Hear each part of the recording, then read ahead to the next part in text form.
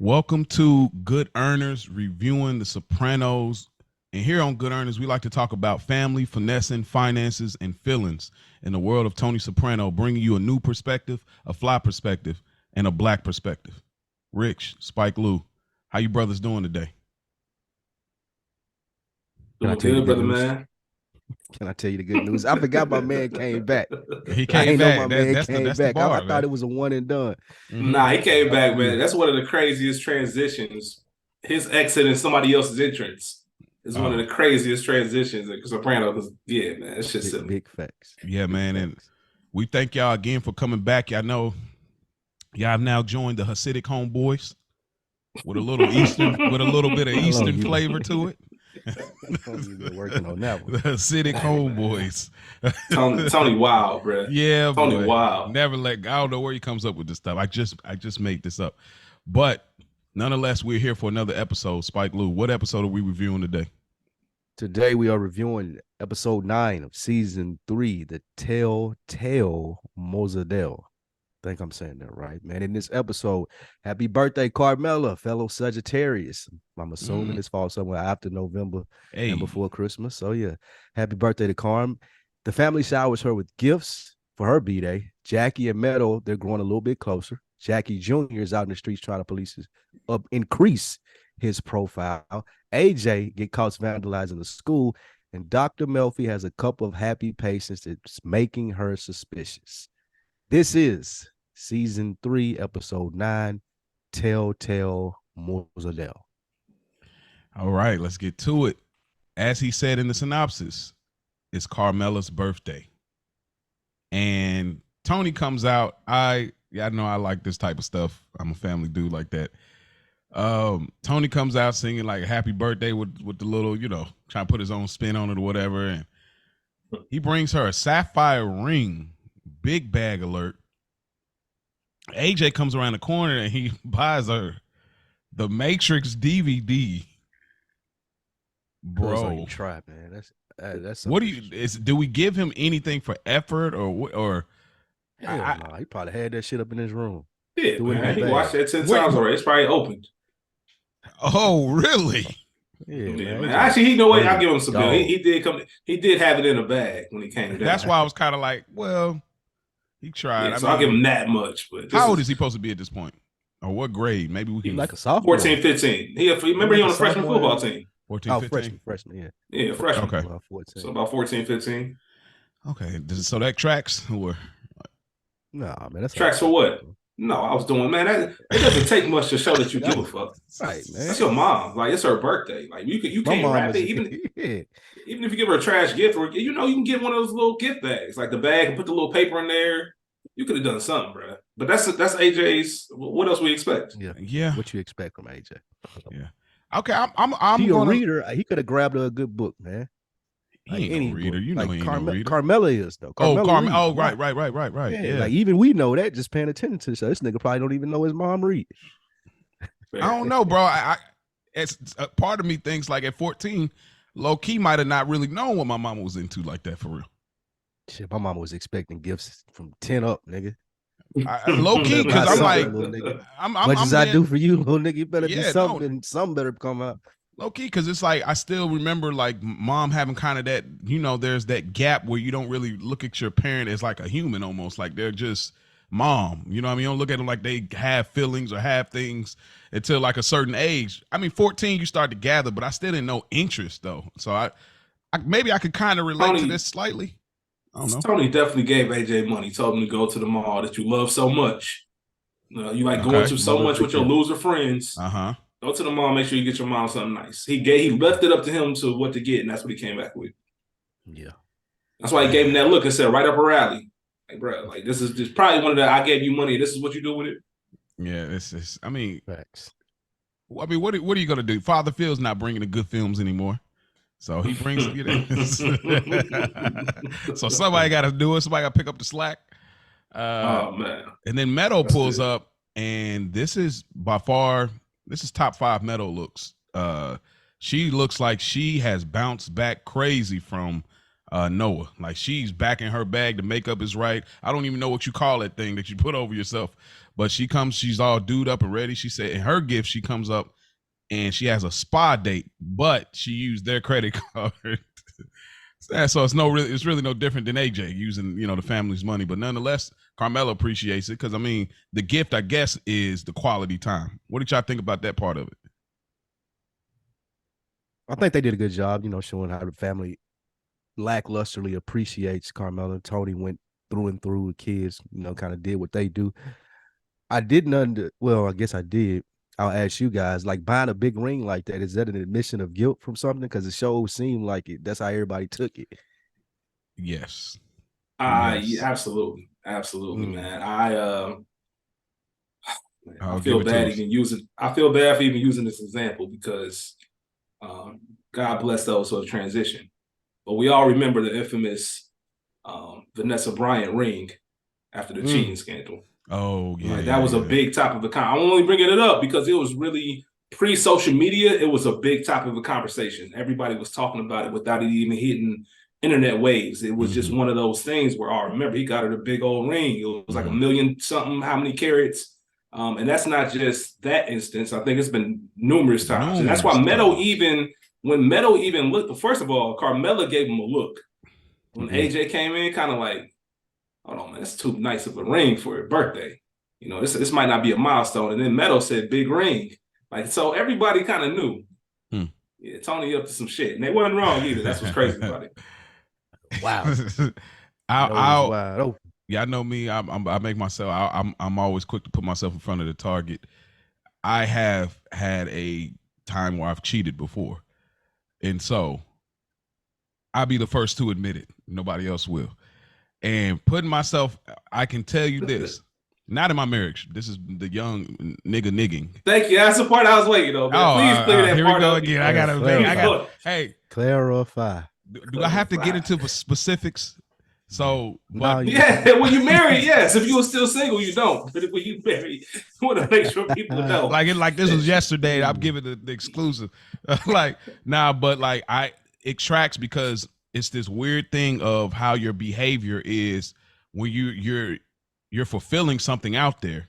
So when you come back, it's that weird guilt thing that turns into this dutiful spirit where you like, I feel like I got to do this. I got to go over and beyond and make myself feel better for it. Because at some point you want to justify, well, I got you this. This is why I'm doing it. Which we know is nothing like that. It's really just you trying to get, you trying to get yours off. But I'll speak more to that when we see his behavior throughout this episode. We go to the Lollipop Club and we see this guy Rocco, and he's crying because he seemed to have lost a bet because the Vikings extra kick, the person missed the point, and so he's crying about it. And they're trying to be as sensitive as they can as mob guys. It's like, hey man, it'd be all right, man. You need, you can use a little help. Like, look, we gonna get this place together, but don't worry about it. He's still pining over it. Furio's not having it. He throws water in his face. He's like, man, bro, look, you got a problem? Like, what did y'all think about this scene, man? This always gets me how quickly things change with Furio, man. He said, don't bitch for me. Yeah, man. This is a Furio I've been missing, man. It's that gangster. First time we see Furio over in the States, walking through the massage parlor, slapping shit up. He's the enforcer, and sometimes we forget because he's been using driving roles and he's been using other things. We saw a glimpse of it with Dr. Kennedy, but he's back in his shit. So and we don't know it right now, but we learned he's a partner with Chris in this. Him, Furio, and Chris are silent partners, so they both getting a little taste. Things are going well. This is just how it goes, man. It reminds me of the was that the Happy Wanderer episode? Whatever the episode was when he liquidated the store. When Tony and them, it showed you pretty much how this works. This is how they make their money. Prime example. Same thing. And they do a great job of the people that are, I don't want to say they're getting over on because they're not. Everybody knows what they're getting themselves into. He placed the bet. That's what Furio pretty much told him. You bet with your head, not over it. Like, you placed the bet, you knew this was a consequence, you thought you was gonna ride and win, you didn't. Half your shit is ours and you work for us now. That's how this whole racket works. Yeah. That's what Tony said in that season too, didn't he? He said a man placed a bet. A man placed a wager and he lost. which is funny because we're going to get a call back to that later in the episode. So it's funny you mentioned that, Rich. I think that's definitely that. We just see Rocco as another degenerate gambler. You know, it's like very black and white. Like there is no gray area in this. Like I don't understand what you don't understand, Rocco. I don't get it. That part.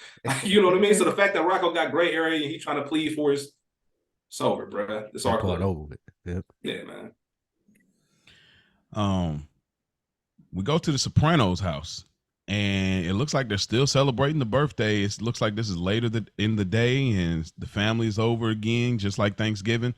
Like Spike said earlier, must be not too long after Thanksgiving, we're to believe. They're singing to Carm, and somebody rings the doorbell. And who is it? Oh, it's the Fresh Prince of New Jersey. Jackie Jr. comes in, and he brings Carmela this big, giant Walmart bottle of wine.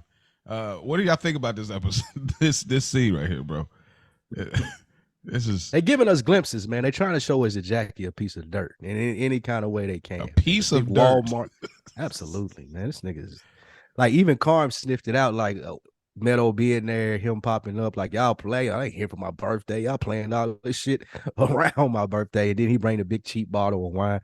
I think just like very subtly laying the clues down as to who Jackie Jr. is as a person. Yeah, man. I don't understand why it was a big deal. Why it's a big deal not to say Jackie coming through. Like, this is your mom's birthday. That's a very intimate event. You don't just invite anybody over. So that's the play. That's the play. Like, ain't nothing wrong. Maybe they're trying to not be so obvious, but on the flip side of it, you coming over the crib, you asking Meadow out. You've been doing this since Thanksgiving. Like, we know what's going on. We're not right. Quick side note. I forget Janice's boyfriend's name. Aaron. Yeah, Aaron. One of the things that bothers me, I have a very good memory. I remember faces like it's nobody's business. If I see you, somebody else in 20 years, I know you from somewhere. I'm not the best with names, but that would piss me off because I would recognize dude and he talking about something. Have I told you the good news? Jackie talking about we met at Thanksgiving. Like, I don't, bro, you met me before, man. Come on, don't hit me with it. Wasn't that long ago, obviously. Like, about 2 weeks. It's because it's before Christmas and it's after Thanksgiving. Yeah. So it's like in that little 2-3 week period. And you see everybody, they set up the Jackie play. Carmela's parents looking at them all with the glimpse in their eye, a little twinkle, like, oh man, he looks like somebody. That could be our grandson one day. Jackie trying to do that too. The only thing that would have made the scene better is if he came in with some Rossi. A jug of Rossi, man. That shit would have oh man. Oh, that would have been it does, man. Y'all nailing it. I think him coming in, normally traditionally you want wine and you want to bring a bag with it. He's coming in, he's holding it all willy-nilly, like with the fist up, and like, and then like this whole episode, Jackie is delusional. This is the first delusional mistake that he makes here. He comes over. I don't know if he really was invited or not. Did they say that he was? Did Meadow say he was? Meadow invited him. Meadow invited him, but they didn't. Like, they didn't know he was coming. Okay. Yeah, they didn't know nobody was coming. Okay, but but his demeanor comes off like he's in, because that speaks to how he thinks about every decision. He starts to try I'm in Tony Soprano house. I'm in his house. I was there during Thanksgiving. They asked me did I want a turkey sandwich? He's in. He thinks he's working something. Yeah, I'm talking to AJ about, I can work on some moves. I used to be all county a linebacker. I'm gonna come to your game. You got Meadow want to come to the game because she want to be with Jackie. It's really interesting because you guys probably know this as well. The people that don't think they're obvious, but everybody else knows it, like Jackie think he's smooth with it. He think he's really just putting on the charm, and everybody can see right through it. Yeah. You can see the bullshit. Like, Jackie, you're not this guy. This isn't you. You know what I mean? You putting on the glasses and the bow tie. Like, this ain't you, bro. Like, it's so obvious that he's just trying to do his best behavior. And anytime you try to put on an act, at some point you're gonna get tired of it. That mask gotta come off. It's the boy from Leave It to Beaver. Like, what's his name? The guy that always try to act nice in front of the moms. Was it Wally Cleaver? Look at Mo like y'all old niggas. Yeah, like Mo like, what the hell is Leave It to Beaver? That's where the trope what is a weave from. Exactly. That's where the trope originates from, though. Like somebody trying to like on the right through him, like, because that was in the 30s or some shit. Yeah, to make a more recent reference, Mo, you might know this. My Brother and Me, Goo. Okay. If you ever watch My Brother and Me, Yeah, Goo was super nice in front of the mom. As soon as he left, you know, he talking this shit, messing with Dee Dee and all that. Yeah. Yeah, that's a classic. That's a classic trope, man. And Spike was probably aged out of my brother and me. He was probably aged out of that. Yeah, he probably slightly past that joint, but there's a theme in this. It's like this. There's a snake theme that runs through this episode. Obviously, I know y'all caught that as well. There's a snake theme, so it's like him coming into here trying to be thinking he's slithering, but he's very noticeable. We're going to see a lot more different. I feel like there's more than one snake in this episode. But yeah, it's funny. He's trying to get off, talking to AJ, because now I think that he's now taking a page out of the Noah play. Now he's doing the play he should have been doing. Let me work all the angles. Let me show up to the family. Let me do the stuff I don't really care to do just so I can get to the end goal, which we'll see pays off. So now he's talking to the little brother. Oh my God, he's talking to my brother. Oh, he's meeting my dad. He's shaking, he's smiling. He's saying happy birthday to my mom. Like he's working the play, which speaks to where it lands. But I thought it was interesting. AJ gives some stats. I got 5 sacks and 2 recovered fumbles, and he's really into it. Long season. Yeah, so he's into it until Meadows like, I'll come to your game too, and I thought that was just hilarious how AJ's face switched, because it's that filler where it's like you having that male bonding moment, and then it goes from like that masculine to like, oh, it's cute now. Oh, like I think a little bit of Eddie that Haskell, too was like, that was his name. My bad. Eddie Haskell. Okay. Yeah, that's exactly what his name was. I think part of that was too, like, man, you ain't trying to come to one game. Now you're trying to come to Jackie want to go. Bro. I think a little bit of that was a side eye. Right. Then so Aaron has this conversation with Tony. Tony offers some champagne, and he was like, no, Jesus don't want us to have alcohol. And he's like, didn't he turn water to wine? Then Janice walks up. And Janice comes and she was like, yeah, we can't compare ourselves to Jesus. And then Tony points out that she has powdered donut on her nose. And so she has to go and clean off the powdered donut. Was this donut's crazy? Yeah, it's crazy. Y'all ever see that Mike Tyson meme where it's a bunch of powder? It's Coke, obviously, y'all. For those that I don't get it, it's Coke, but there's like, man, he really enjoyed those donuts. Like it clearly, it's Coke all over his, is this new information? Like, did we know Janice before this moment to like get her sniff on like that? It's like a reveal to me. I don't know if it was new, but I think it was put there to further another relationship. They needed a bonding moment. This was it. So good point. At the very beginning of next season. You're absolutely right. They dropped that in there so you could have an end for the other guy.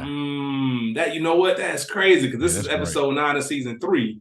So not only do they have a few more episodes, you got a whole off season before that even makes its way back around. Sopranos is genius, man. Yeah. I also love the fact that she brought up, you can't compare yourself to Jesus, while Tony looking at her like, bro, get the fuck out. Crazy, you got Coke on your nose and you talking to me about talking drinking some wine. Bro? Yeah, man, stop it. Stop. Oh, Janet's funny. Taking the comedy too far. Man. You're a joke. Like, Janice. But before I wrap this scene, Carmela's dad, he's mad about them having a beeper. I just thought it was funny how technology has advanced so much from that moment, like how annoyed he was with like the fact that the beeper was going off. And I just thought about now how annoyed people be like with like videos in the background when you be places and people you could tell they on Instagram or TikTok and you can just hear it. I just thought it was like a funny generational thing that they kind of threw in there. I don't think it was a big pool, but is there anything else y'all get from this Carmela night birthday scene or whatnot? Nah, that was pretty much it. Okay. Janice going on coke is the big reveal. Gotcha. And they just buried it within other stuff, which is dope. We go to the Lollipop Club. Adriana, Chris, she's blindfolded. He walks her in. Chris said this club is for Adriana, and Furio and him are silent partners. How big of a flex is this, bro? Or is this not a big flex? Because, other maid guys we know don't necessarily take this route. So what y'all think about this move? think it was smart. It works. It works. Yeah. He wanted her to stop working. He wanted her to, she spoke about having her own place, being in the music biz. Yeah. It lines up. It's good shit by Chris.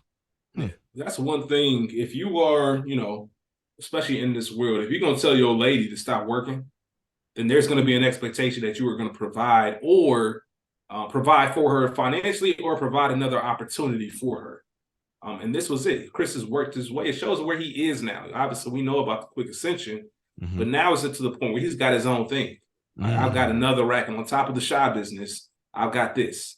And I'm going to add more pieces. It's almost like a Monopoly board. And the fact that he put A in play, it's like killing two birds with one stone. I can have somebody overlook Rocco because Rocco's been here forever. The customers know Rocco. I don't want anybody thinking this is still Rocco's club because me and Furio in the background. So now I got a face to our shit. And on the backside of it, I made my girl happy. Like this buys me a little bit of grace for how whatever I do next is gonna fuck up. I can tell I got you the club, I got you this, I got you that. That's just how they operate. Real player move by Chris. Real, I mean, I just thought it was so interesting. We always have these generational conversations because I look at this and it's just like, there's no way Tony would do anything like this. Like Tony would never give Carm some kind of situation like this. That's a good point. You see what I'm saying? Think about how close this is. She's not interested in this. I think he does that for her later. But yeah, he did it for her later. Yeah, he does it for her later. But that's more of a product. It's not really a business. He didn't put really into this is like a one-off. Like this has like a residual investment as far as her being involved in running the club. That play later is more of a product. I'm going to take this and I'm going to flip it. Okay. And that's the project. Yes, an in and out situation. Okay, shut up. Here you go. Just take this. Go about your business. I don't see Tony actually doing something like this, especially being so close to the mob like this. This is probably the flaw in the flex. Well, I think it goes to what you just said about the generational thing. I don't think Tony looked at Carmella as someone he wanted working at all. Okay. Like, we know from previous episodes, because they were talking about Jackie and Meadow. We know they got married young because Carmella had the conversation with Tony. I don't know how young, but they were young. They probably had kids young because they're still young parents with the daughter in college. Right. Tony's late 30s, early 40s. Yep. I think we established he was about 39 when the series started. So let's say he's early 40s or whatever. They had their kids early. He probably wanted her to stay at home. I'm going to go out here and hustle and build our rep up. And that's probably what other gangsters in that era did as well. Okay. This is probably new, like having this, having your girl run something, not new to the point of, because even Angie didn't run anything. Like, you don't see anybody doing much. You take care of these kids, you take care of the home. You're a homemaker. True. So I think I think it's more about how Tony views Carmella and how Chris views Aid. Chris views Aid like a partner to a certain degree. He doesn't tell everything, he still follows certain codes when it comes to that thing of theirs. But I think she's more capable of doing, he thinks she's more capable of doing greater things to establish themselves. That's a good point. Man, I don't think Tony look at Carmella that way. Not at all. Another thing I want to ask, was this one of the biggest mistakes of Adriana's storyline is taking this club? Or does it not really affect anything? Yeah, I think. I don't think it affected a lot. Okay. It affects one big episode. Okay, so just one episode. Okay. Yeah. Other than that, that could have happened. That episode that we're thinking about, that could happen at any moment. They didn't have to be. Yeah, they could have been anywhere. They just lined up with the rest of the thing. Yeah, and then. Yeah. I had something something else I wanted to say about Chris. Chris finally figured it out, though. I did want to just acknowledge that he figured it out. We go a few episodes back struggling. It's like, man, I don't know, this Maid thing is not working out like I thought it would be. You go from that moment to like this moment, it's like, no. Chris can almost look at himself like, I'm earning with three hands. Because like to be able to have a racket running like this, like, especially because think about it. Last time Chris was getting a part of that betting business that Paulie gave him, he was down bad. Now they didn't got over on this dude and he lost a bet. And now I got your whole situation, your whole business play. So Chris has made leaps and bounds in a short episode span. So I think they're doing a great job here showing us like Chris is figuring this thing out, bro. That's dope. That's the streets. Yeah, that's the streets. Like you got your ups and downs, especially when you're trying to get your footing. And it just take a good week, a good day for shit to turn your way, and now you up. Okay. So yeah, peaks and valleys, man. Peaks and valleys. To quote the good Dennis Cuddy Wise from The Wire, man. You only got schooled me once. I think Chris realized that situation with Paulie. Yep. I can't fuck around with this. I gotta the money is due, regardless. Like nobody's coming here to save me just because I'm made and I don't get no special favors. Like I have to make sure I hustle. When you see the grind taking over. Yep. All right. We go to Carmela and Tony in the bedroom, and Tony is doing by far the most gluttonous sloth, bro. Eating food on your whole back. He ain't got no kind of tilt, bro. It's like a little on the stomach. Dog. In the bed. Like he ain't, you know, you eating in the bed, but you got a little back lean on it. So this man is like to the full point. I'm gonna fully relax, and I'm okay if I choke and die on this cake right now. It's ridiculous. When I see this scene, I was like, bro, this is nuts. But Carmela's asking if something's up. He bought her a ring and didn't buy himself the car. Carmela got a good read here. Jeannie Cusimano had some. Gonna get you every time. Oh yeah, Jeannie Cusimano had a little input, and what does she know? There's a lot of different things brought up about Jetto. I'm gonna throw the ball in your. I love the fact that you stand on that, bro. Oh yeah, we I love the fact that you were gonna make that work. I gotta make facts work. You know what I'm saying? Yeah, man. Hey, Spike, what you think about this scene? What did you gather from this kind of interaction, this conversation about that? You know, their daughter and Jackie and. She see right through Jackie. She don't really want to say it because it's gonna offend Tony. Because like Tony said, he's one of us. And she really didn't want to go into it. Shit, I don't want my daughter marrying one of y'all. Yeah. But she conceded. She had the ring. It's her birthday. They on good terms. I don't think she really wanted to take it too far. But it does show that mother's intuition that Carmela has. Like, I don't know about this Jackie shit. Okay. Mm-hmm. Karma's looking out for Meadows' life interest. Tony is looking out for how he sees Meadows' life going and who she wants to be with. You know, there's still that control factor, which is obviously he turned up when not turned up, but he started pushing back when he said, when she said, I never wanted her with somebody like him. Like he comes from good stock. You was happier when he was with Jamal Ginsburg, the Hasidic homeboy, which is a wild bar, by the way. Jamal Ginsburg. The Hasidic homeboy. Was that like a black and a Jewish name together? Yeah, bro. He did that's why I said Hasidic homeboy, like Hasidic Jews homeboy. He did it. Man, Tony was out. Yo, there was some bars right there, Jamal. But it also goes to show about Tony and what he thinks about Jackie. And just the fact that he is an April, he is a good kid. He's on board with this, and it's crazy to think about when you see how things transpire just in an episode and a half, 2 episodes. You know what I mean? Like Jackie got one of the fastest turnarounds in Sopranos history. You know what I mean? It was so good for him. My man's went from eating, chilling in the crib for Carmelo's birthday, getting offered turkey sandwiches on Thanksgiving to a whole nother world of things that we'll get into over the next few episodes. And I want to speak to that a little bit later down the road. And a thing that I noticed too within this episode is that there's this kind of vicariously living through their kids. Normally we're used to seeing Carmela doing that kind of vicariously living through, like if I could have done things differently.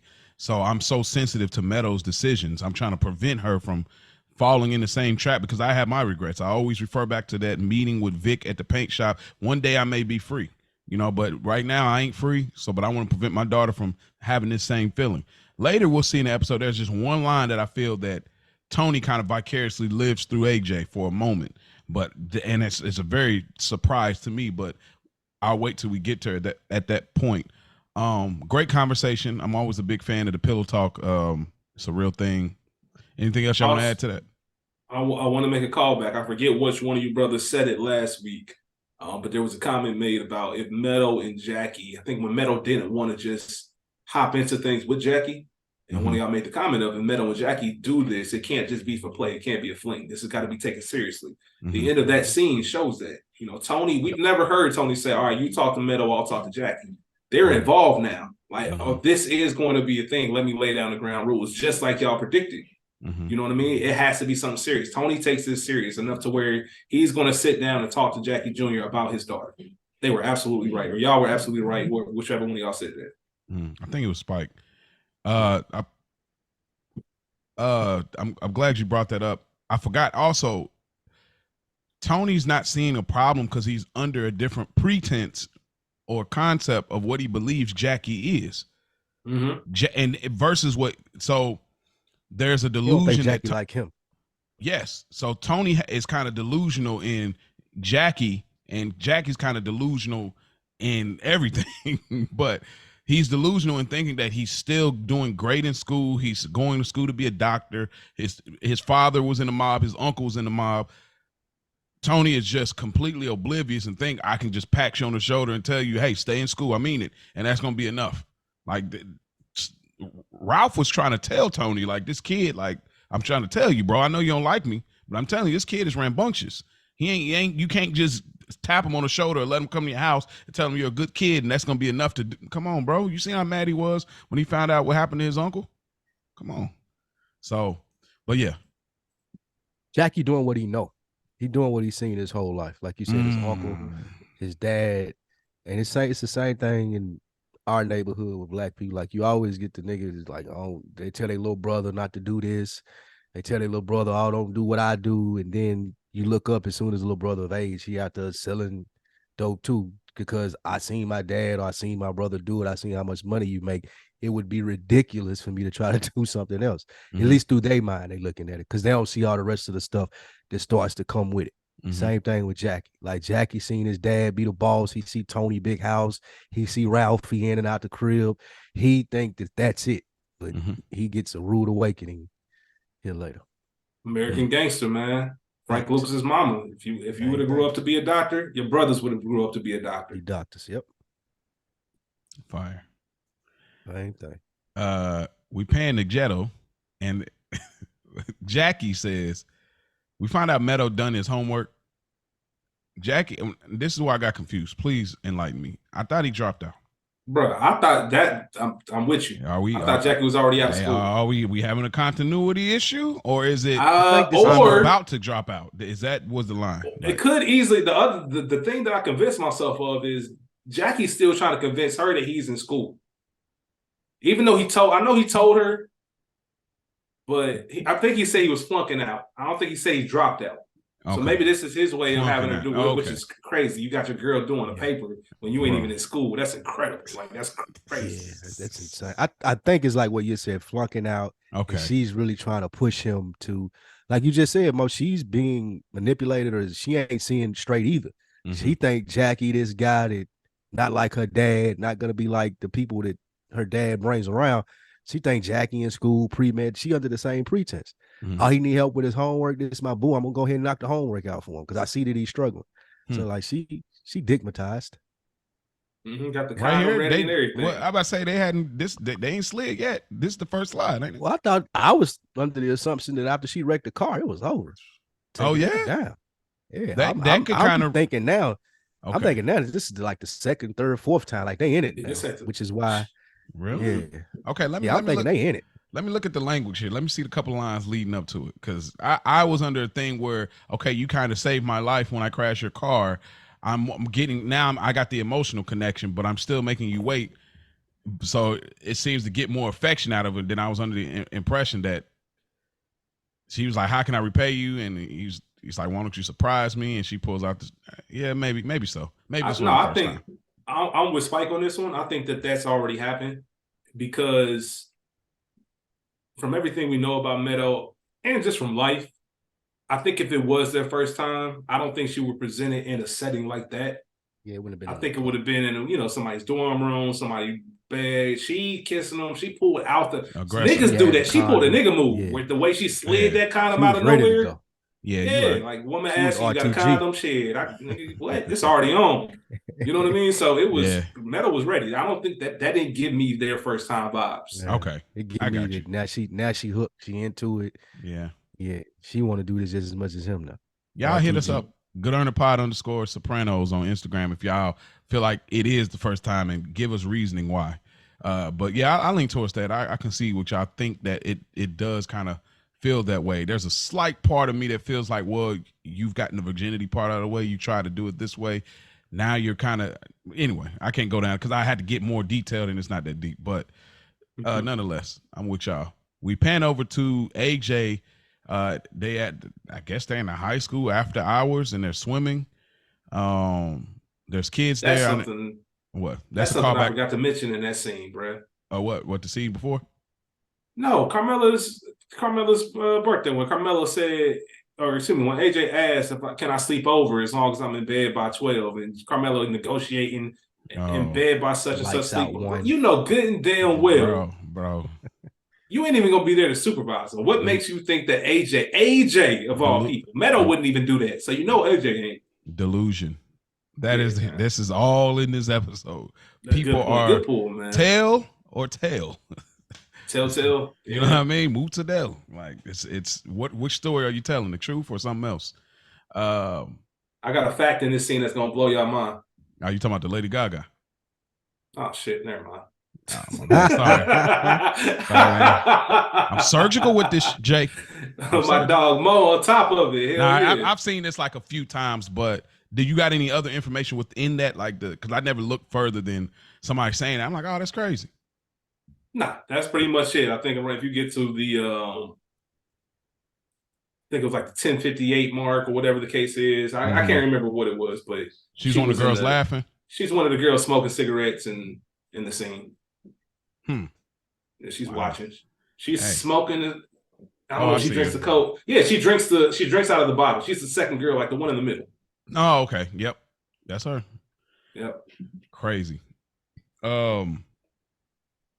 It's a good callback to season 1 that AJ, the swimming thing. Remember that season 1, Tony didn't come to his swim meet, pause.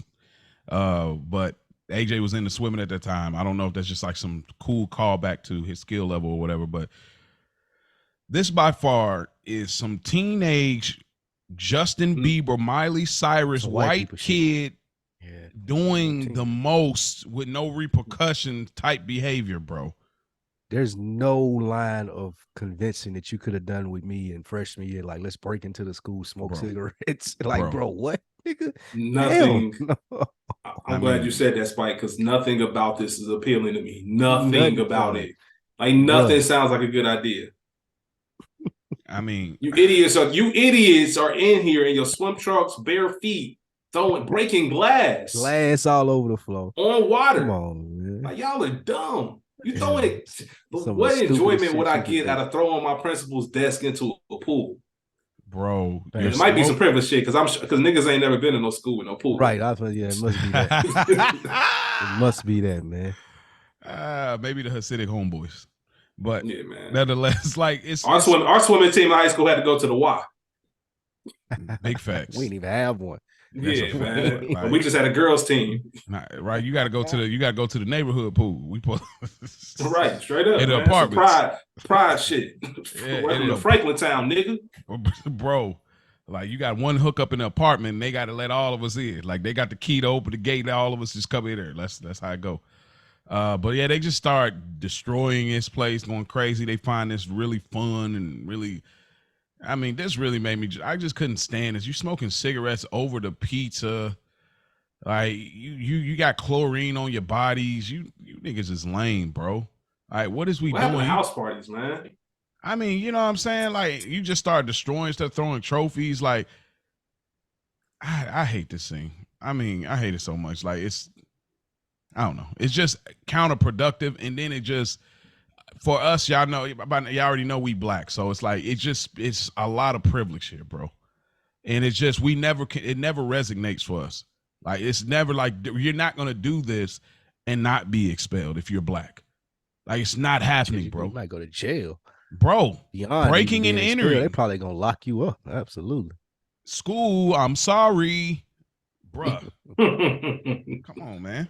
That's why I just want to do this. Like, not only would I not do it, I don't think I know anybody that would do this shit. Nah, not at all. Nah. And if you go do it, it's usually a quick in and out. You do some vandalizing, you tag a couple walls, you know, do your thing, and you out to school. You don't just hang out smoking cigarettes. You ordered pizza and brought it in. Y'all kicking it, having what are y'all took pizza. What are y'all on? Like, y'all are kicking it. Y'all breaking and entering and kicking it. I mean, I guess y'all ain't got nowhere else to go, so that's what made sense at the time. That's the immaturity. I guess that makes some kind of sense. I couldn't hang in anybody's house and smoke and do this, but it's just ridiculous. Like, yeah. Yeah, but that's pretty much it. I ain't giving this scene any more energy than that. The next morning, at the Sopranos house, Meadow gets up. She's making some coffee. She's in a good mood. I guess Jackie's doing his thing. We see she asks what Jackie is. Tony says Vince Lombardi's outside. She goes and she's locking in on him. She's all in. Like he's punching all of the right buttons.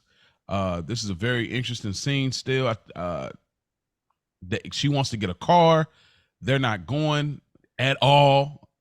And then we get the infamous Davy's son. You had a car last year. You didn't want it. You know, we get that whole funny thing.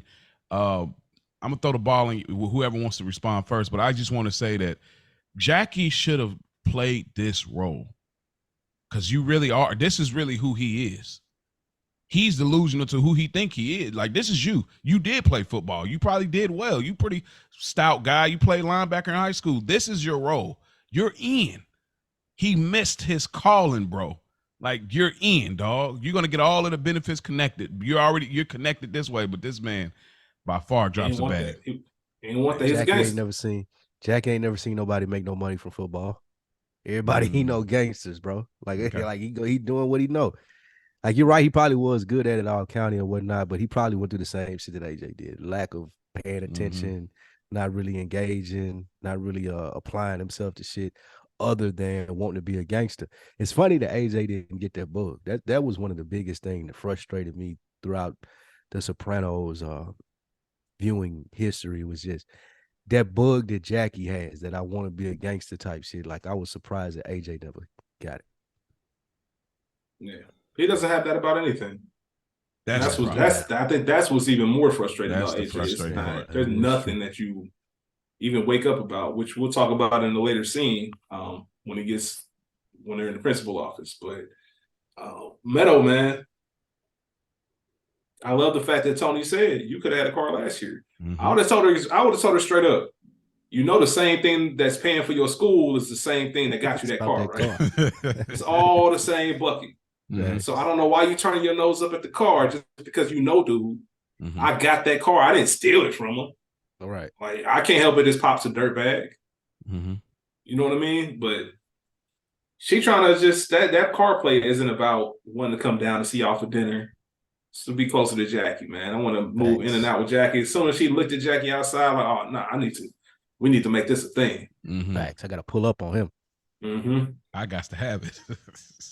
Because she coming outside interrupting their little football practice in the cold and everything, and she just the biggest cheerleader right now. And it's like, it's just, I mean, Tony's still nuts for just bringing the car home with no changes, no modifications. Like, you did, like, you got Big P. Fuck that.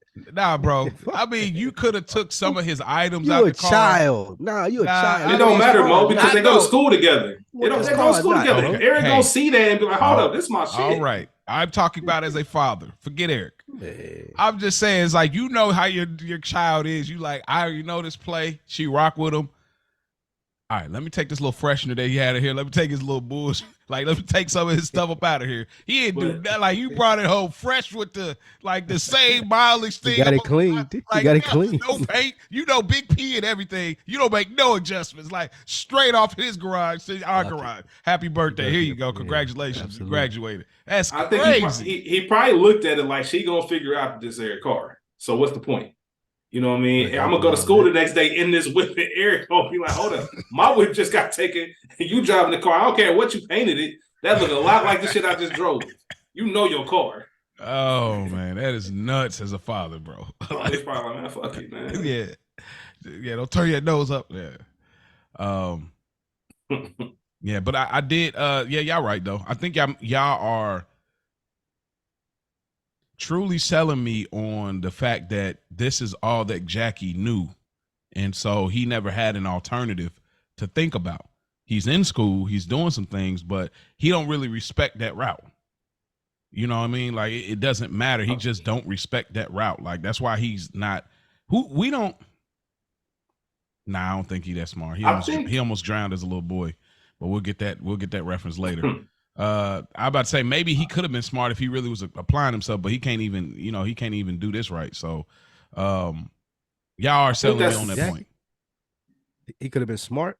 No, I said I was going to say maybe if he applied himself he could have, but all of this happening makes me not even say that because it's like you couldn't do these simple things. So I can't even say that. I just think you're not that far off from AJ, pretty much. Jackie, I feel like Jackie was a little bit more closer to Chris than AJ. Closer to Chris? And the only thing that Jackie didn't have is with people trying to steer him in another direction. If Jackie had someone like Tony that took him up under his wing like he did Chris, he probably could have been a good gangster. He had the idea of it. He pretty much knew what to do. He had the stock. He had seen it in his whole life. It's just that nobody was really giving him that end of like, okay, this is how it go down. Except for Ralph. And I mean, it's Ralph. Right. Like Ralph was there. I'm saying he ain't dependable. Yeah. So if Jackie had a Tony, he's more of a hustler than a gangster. If Jackie had a Tony Soprano like Chris did, then you probably see him go a similar route and have the same success that Chris had. No doubt, man. I think Jackie might have had some other life aspirations. I just think that it was easy for him to know he could fall back on the family business. You know, we even see a younger Jackie in a couple episodes. Maybe next episode, there's a flashback episode, and we see a younger Jackie come into Satrial's. If you remember 1995. Oh, that one with the Tony with the hair and all that? Yeah. Oh, okay. Yeah. If you remember, Jackie brought Jackie in there. Got the clean shaven face, looks younger. I don't know how much of that was like technology or whatever. But I say all that to say he never struck me as somebody who I thought was going to be, because we see Chris in that same episode too. And he a runner. He pretty much the same. He like Spider in Goodfellas. Like he the dude that just kind of run around and do stuff. He's like in training. He gave me vibes like he was good with the college thing, but he didn't have enough hustle in him, didn't have enough moxie in him to make it work. And just like anything else, fuck it. It doesn't have to be the mob. Your family could own, a restaurant. They could own a laundry store. Like, I'm going to go work for the family because this is what all I got. If worst come to worst, I know I can do this. And I think that's what it was for Jackie overall. He just happened to have a little bit of potential. Yeah. Yeah, that's that fortunate son concept that I keep calling back. And I always say, I said that a few episodes back in that episode. I was just saying that, like, had he had a proper mentor, so to speak, like Spike is saying, and yeah, things may have been different. But I don't know. Jackie, it's the reason I think he's closer to AJ than he is Chris is because he can't sell anything. Like Chris, even when he was rolling with Brandon Falone, they were moving crazy. They robbed Junior's truck, but the fact they could get it off though successfully eventually we know he got put. So I wouldn't call Brendan's demise a success. No, Brendan's demise wasn't success, and of course we know he had the covering of Tony while he didn't get murked. But I'm saying that they were able to do some things successfully. Brendan just took it too far by taking that extra time to do it again. He spun the block one too many times, which is what the result of all that was. But what I'm saying is Jackie wasn't really success. He was successful one time when they robbed the little, the college and got that thing. But even then, it's like he wasn't really in the action. So he never really was successful with any of his projects. So that's for me why I feel like he's closer to AJ, because he wasn't successful in anything. versus Chris actually has some successes, dumb or intelligent, however people want to put the lenses on. That's why I feel like he has the type of maybe drive and personality of a Chris, but he doesn't have the skill set of a Chris. He's more like an AJ that can't really get anything right, can't get right. Only pushback I'll have for that is we never got to see Chris at his early, like his Jackie stages. Okay. You know what I mean? So we don't know what kind of struggle he had as your transition. This is not a, we talk about it loosely, but this isn't an easy profession to be in. Like the day-to-day weight that it carries emotionally, mentally, physically at times. It's not like people, not everybody comes in guns blazing or just a natural. Mm-hmm. So I think Jackie had I lean more. AJ's just so far down the ladder for me, man. It's just hard to be like AJ. Mm-hmm. Because he ain't into nothing. Like he in the middle, man. He ain't Chris, but he ain't AJ. Yeah, he definitely in the middle. I don't want to give him that. He definitely in the middle. I think we both have great points on where the slider falls a little bit more. For him more. Chris, for me, slider falls a little more AJ, but either way, it's a great conversation. All right, so I'm gonna pan through a few of these scenes real quick because they kind of all chain together.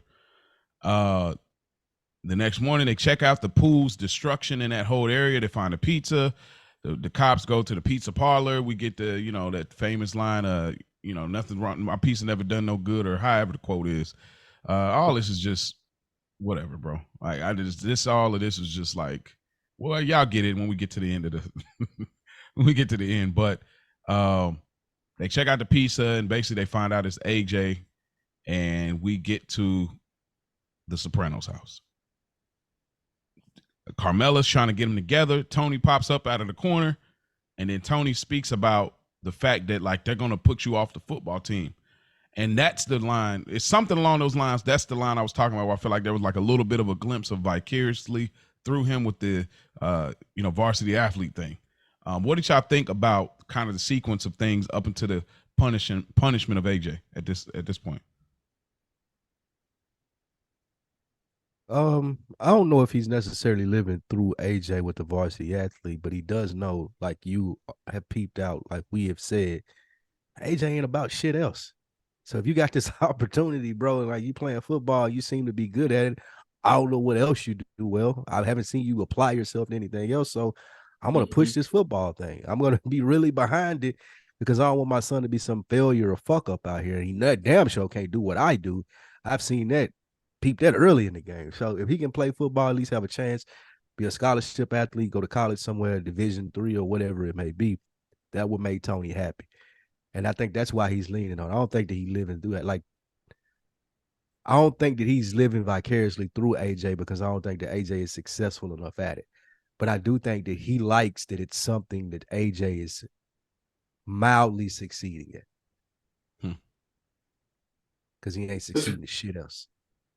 That's a fact, man. There's a few moments this episode where you realize, I think Tony realizes that AJ doesn't have the grind he has because he gave AJ a better life. AJ doesn't think about the consequences. He doesn't think, he's so carefree. And I think about that even with the pizza. Like, you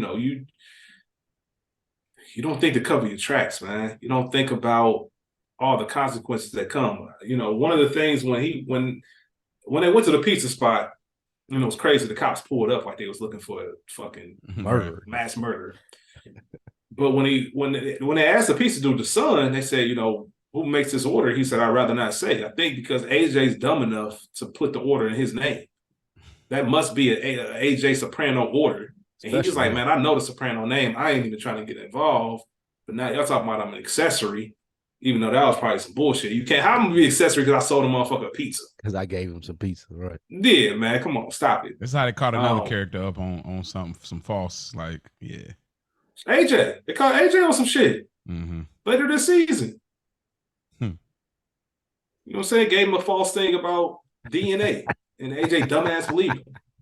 That goes to show that he's naive. He is a teenager. There are things he just doesn't know about the world because he ain't done enough living. And I love the fact that Tony comes in and he's confused about what's going on, smacks the shit out of him. like on your mother's birthday. It wasn't her birthday. It was after midnight. Like you don't. When you say stuff like that, that means you're not even grasping what was going on. Like you, right? Like You I don't even know. I don't even know how to deal with it. Yeah, you worried about the wrong shit. Like even if it wasn't, nigga, just shut up and listen to me yell at you. Don't try to defend your little pussy. Oh, it wasn't her birthday, man. You don't shut up. That's exactly after midnight. What are you fucking stupid? Yeah. Bro, that's because in AJ's head, when he has something that he feels is smart, it's almost like he has to rush to say it because it's like, oh, this is a smart thought. And it's like when he had what was it? Was it last season or this season where they were talking about the concept of God and you know he's like, man, you know, you could have died, that car could have blew up or this and that. Now that might make things interesting. Like he has to rush to this thing of thinking that he's smart, so he rushes to those moments. So right here it's like, well, like I got you now, but you really don't because you're still. It just makes me wonder how much of was Tony like this, because we got our flashbacks of Tony just having a dumb face, like when he was like the chubby boy just looking around kind of like, Tony, get out of here. He had the same AJ dumb jolly look, so it makes you, and then even Tony says, I must admit he got that from me. I'm a lazy prick. So it makes you wonder so much. It's like why we have such a hate for AJ, how much of Tony is in AJ in regards to like Tony being this way up until a point where it finally clicked. Unfortunately, we don't get enough time with AJ to see it get to, oh, it's clicking, but it just makes me wonder because it has to be intent on why he's like this, bro. I think that's fair because in real time, because in real time you might not pick that up. I think Many Saints and Newark clearly dispels that. Like AJ ain't Tony, like he just not. You know what I mean? I don't know, but people don't treat it like it's canon though. I mean, we do, but like a lot of people don't treat it like canon. Don't treat it like what? Canon. Don't treat who like canon? Like Many Saints. The AJ and Tony ain't, yeah. Like they don't treat that like it's canon. Like they almost treat it like it's something else where it's not a through line almost. Like it's not really. I don't know how else to reference it, but like for people that like Bible readers as myself, there's another book called the Apocrypha, and so the Apocrypha are written text that was existed during that time, but because they feel that they can't validate the argument on if it fits or doesn't fit or some deep historical things, they removed it from it. So it's a separate book called the Apocrypha, but you can also get that too. So it's like it's not canon, but it's up to your own leisure if you want to read that as well. So I think that people treat Many Saints in that same format where it's like you can use it if you feel like it moves it, but we're not necessarily saying this is canon, you know, because we already know they dropped the ball. At some point, we'll review that when we get in our Patreon bag. But that's all I'm saying. But nonetheless, if we want to treat it as canon here, then yeah, you're right. Like Tony in high school, nothing like AJ at that point. Fair. All right. Well, Carmela, Rosalie, they have Vesuvios. Artie tries to push this new recipe, and Rosalie says it's just mozzarella and green beans. He said he flew it all the way in from Italy. FedExed it. Shut the fuck up, bro. Bro, shut up! You're lying. Shut up, Artie, bro. Like you don't, bro. You full of it, dog. It came in this morning, bro. It's green beans and mozzarella cheese, bro. What are we doing? And she's still like what you been saying, Mo? Everything an illusion, bro. It's yeah, it is. You're right. Delusional, dog. He was so serious. And don't get me wrong, Artie can sell it. Like Artie sells me on anything he puts out. He's like, no, it's the quill. You get to putting the hands into it. But she was flat out like, nah, bro. Like, give me the regular. Like, I wish somebody would bring me out something that I didn't want and try to get me to try. I'm not paying for this. I'm gonna let you know off rip. Like, I'm not paying for it. It's crazy. You gonna give me something I didn't ask for? Like, I don't think he expected them to pay for it. I think we'll already bring stuff like that out. Yeah, it's a tag. Yeah, they VIP customers. So he gonna let them have it. He probably knows her birthday. Like, yeah. It's just cheese and string beans too, like you said. But I like this scene for this. Oh, my bad. Go ahead. No, go ahead. I was just about to ask. Go for it. Even though they agreed to talk to Meadow and Jackie, I do like that Carmela took it upon herself, like, nah, let me start with Rosalie. Let me see where she at with it before I even have these conversations with Meadow and before Tony talked to Jackie. So I do really like the fact that they took time to show that Carmela, she didn't really address anything in the scene, but it gives you the notion that that's what they there to talk about. How excited is Rosalie about it? Just Carm filling it out, doing her motherly duties. What'd you say, Rich? Or excuse me, not Carm, Rosalie Height. That's pretty much it. Spike nailed it. I think that she had. I think part of it was trying to link up for the birthday, but also Carmela has been in investigative mode all episode. So she's filling things out, trying to see all the pieces and what's going on. Makes sense. Rose her homegirl, so it ain't out the norm. And you can tell by the look on her face, like she's politely declining to say anything because she doesn't have anything good to say, and she don't want to lie and say, "Oh, I'm excited too." She's just kind of like, "Okay, then cheers. Yeah, we'll see what happens." Begrudgingly, it's funny. This is the click up after the Thanksgiving joint, right? So like, okay, this is like kind of like, we're led to believe maybe this is the first time, or maybe they got together before, whatever. But like, yeah, there's that thing. But you notice Rosalie is not saying anything about Jackie. She ain't saying not one good thing about her son. Meadow is a come up for this whole situation. Meadow is a come up for Jackie and the April family. I'm gonna have some Soprano grandchildren. This is a come up. Like, I'm not saying she's trying to get over nothing like that. I think it's funny how she's looking at it, like, because she's like, Carmen, you raised a wonderful daughter. She's this, she's intelligent, she's this, she's going all the way in. She's really joint copping, like, because she really wants this thing to go there. But it's just funny. That's good, like, stock. That's true. Yeah, that's good stock though. Like Rosalie, no, even Jackie. If only she knew. We were talking about how clumsy that Jackie was with his courting of Meadow. Yes. But since he has gained a little traction, I mean, he doing what he's supposed. He playing it right. Catch. Yeah, he know Meadow. I'm over here for Mom's birthday. I'm in the back playing football with a little brother. I'm going to his games. That nigga came and cleaned out their garage. Dog, he playing. Like, bro, like he noticed he's a catch, and I think that Rosalie do too. But also, that's kind of what turned Carm off. Carm is looking for a catch for Meadow. She don't want Meadow to be the catch. Great pool. That's a great pool. Yep, and that's been consistent with what she's been saying. I want you to explore all your options. Yeah, like his dude winning if he leave with Meadow, and Carm know that. She want Meadow to win.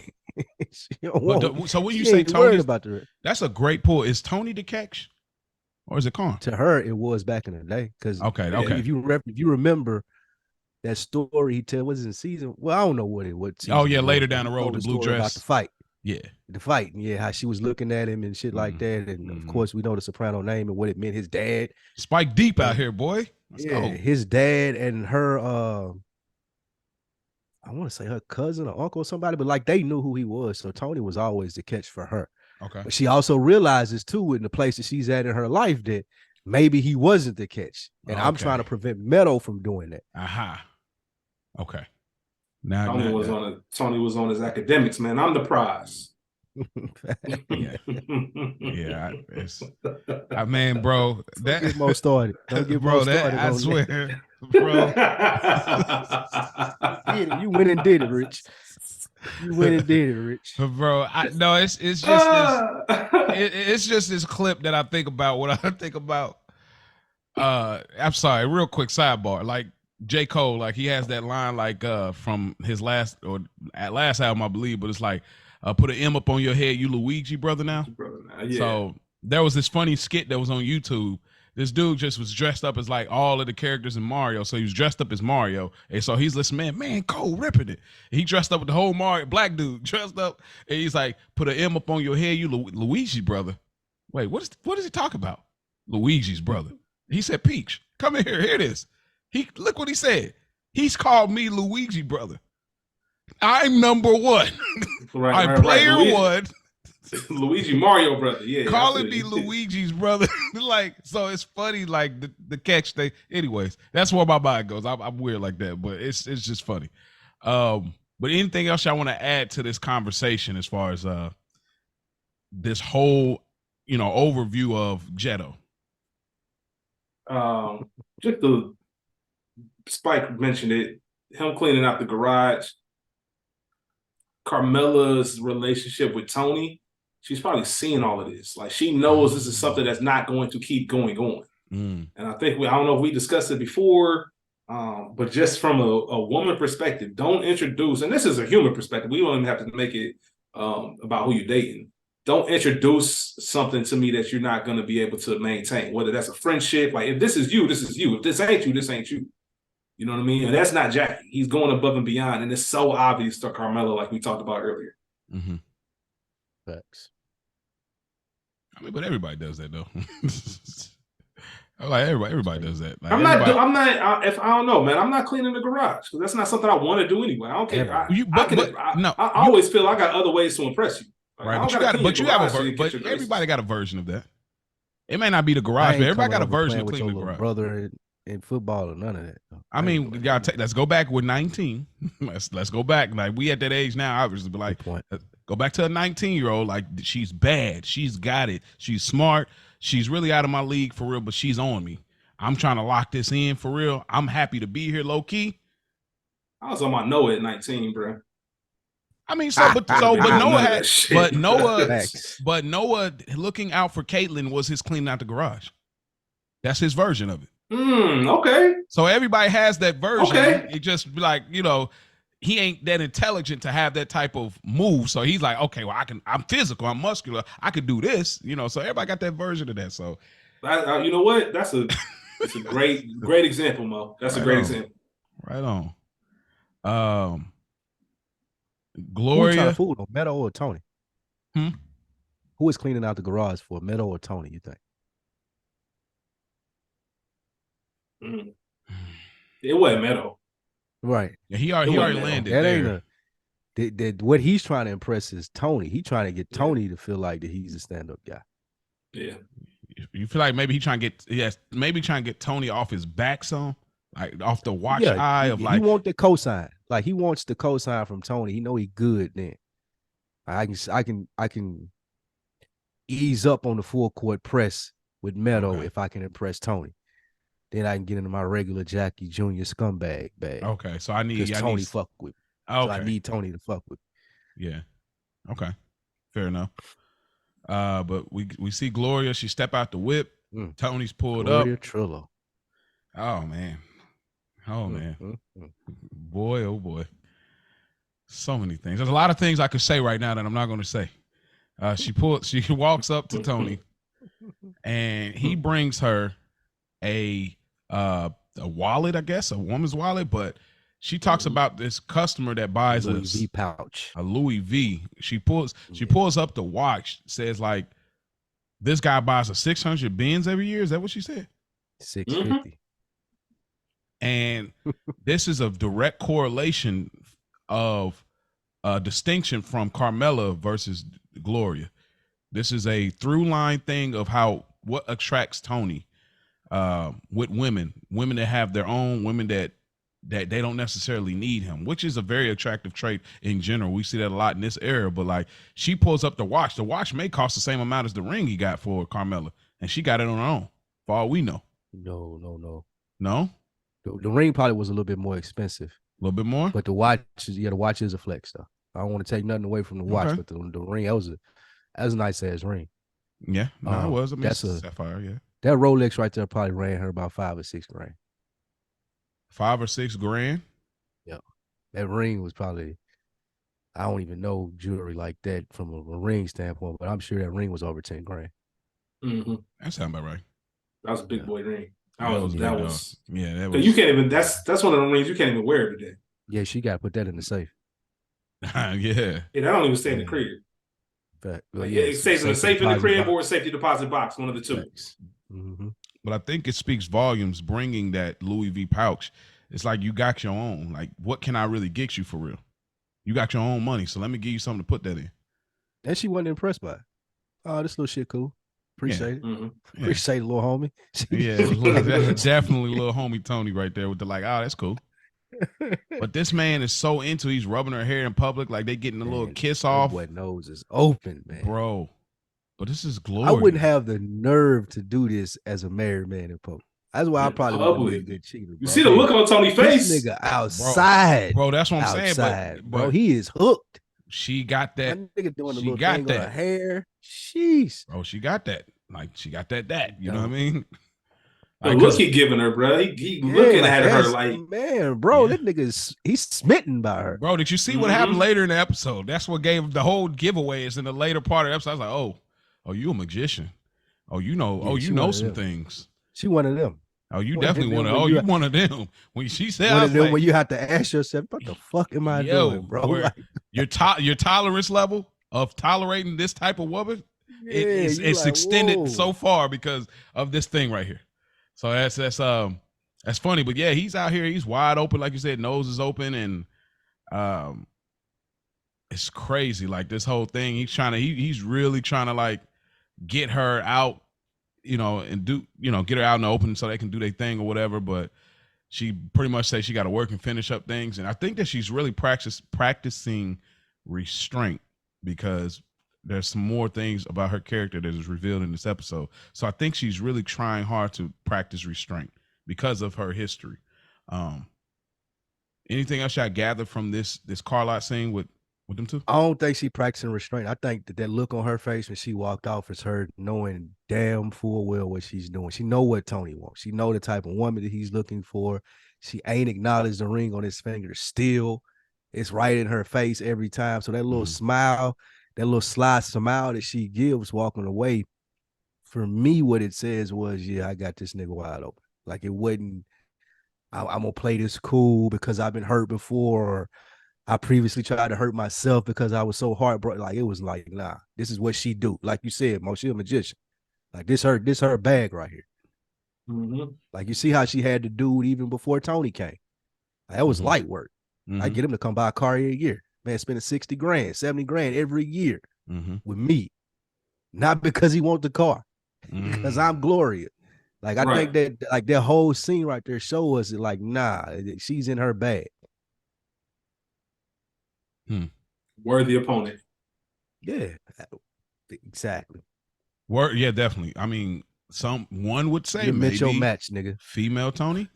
Some would say later scenes may make us believe that possibly. We'll get there, but I still think that she was practicing restraint in her own way, because I don't think she's necessarily strong enough based on the therapy to do it in the most normal way. But I think somewhere in her head, she's trying to avoid being the 8th serial killed relationship. To the point, she obviously her ways come back through. But I think right now she's having fun with it. She wants to see. She's trying to see where her skills. Listen. Let me see if I get this nigga to agree to go to the zoo. Okay. Let me see if I get this married man, my boss, which just hasn't been discussed, but she know. Let me just see if I can get him to go to the zoo just to see if he will. And Tony was on it. Tony was on it. She didn't. There's no reason why Tony should have been agreeing to go to the zoo with her. Oh man. Sometimes it's just about saying what you could do. Like I think there's a phrase out there. Like sometimes it's just the fact that I knew I could hit. You know what I mean? It ain't even about the action. I just knew I could. Like that's good enough for me. You looking like, but you be looking like Jackie talking to Dino. She creepy for me, bro. Jackie, wow, man. Jackie a loser. When dudes used to say that, bro, I look at you crazy. I could, man. All right, bro. I could. Really? Yeah, man. What are receipts? Like, when dudes used to do that, it used to be, you so corny to me. Like, no, you can't. She don't even know you exist, bro. Yeah. In the case that the real case is that it could happen, like this Gloria situation. Gloria knows. Yeah, Tony Gaines. Those are the situations I'm talking about, not the. Oh, okay. You know what I'm talking. Y'all know what I'm talking. Yeah, I'm not talking about the. I'm not talking about the make pretends. I'm talking about the real deal. Like, all right, bro. All right, yeah. You know what? Did you know who? Yeah, you know who? Did you know what? To you know who? That type of shit. That's what I'm talking about. Between me and you. Yeah. You know what's going on. Paulie and Tony are at the Bing. Paulie talks about my fault. What's Charmaine? Charmaine's a perfect example of that. Of what? Oh, I could do. She knew that with Tony. She do that, and she. Yeah. But she got receipts though. But she got receipts. But even if she didn't have receipts, just off that one scene, like, I know I can. Yeah. Not without you. Like, are you saying like nothing happened, but there was a possibility back in the day? Yeah, she did enough just by wearing that dress to know. Like, if I wanted to. Oh, you talking about that scene? Like when that comes? Oh, well, yeah. If I wanted to, I could. It's just that same type of energy. Okay. Yeah. Now that's a fact. But it just never worked for men that way because it ain't no real like. Yeah, that's a fair point. Yeah, I mean, like how you gonna get it off? Like, I mean, you know, what I mean, we don't have no super like quick little. Yeah. Yeah, I'm not saying there's nothing to brag about. No, I'm just trying to figure out how we can get that off. It's one of the mental things between you and her, like, you know. Like, bro, watch this. Hey, yeah, can you pick me up something from the store? See, bro, I told you I could have. Like, I've seen that happen before. Oh yeah, that's the way. Like, I've seen that. Yeah, I've definitely seen that happen before. That is the way, but people probably like, what are they talking about? Paulie and Tony are at the Bing. They're talking about snakes. I'm gonna let y'all talk about a little more specifically about what Paulie says about snakes. What does he say about snakes specifically, Rich? What's this statistic? What do they say? They can mate simultaneously. They're the only ones that can go fuck themselves. Yeah, they got male and female genders. I forget what the actual term, the legal term or the medical term, not legal, but medical term. Yeah. But yeah, he refers to calling people a snake because why would you trust anybody who can literally fuck themselves? He's like, but I thought that's referring to the Adam and Eve thing. Adam and Eve and the snake. Hey man, snakes was fucking themselves way before Adam and Eve got here. There you go. That's a great Paulie line. I mean, yeah, Paulie was in his back. Like Paulie, one of them people that like he believed what he believed, bro. Like whatever he's like, yeah, Paulie just believed what he believed. We remember in From Here to Eternity, or that episode when me and Rich were on.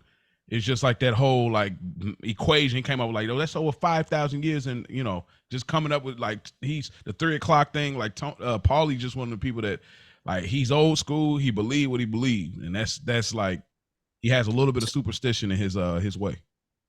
Paulie dangerous, man. People like that are dangerous. People that in the sense of the people that they state their opinions as if they're facts. Facts. Oh yeah. You know what I mean? That's how a lot of rumors happen, man.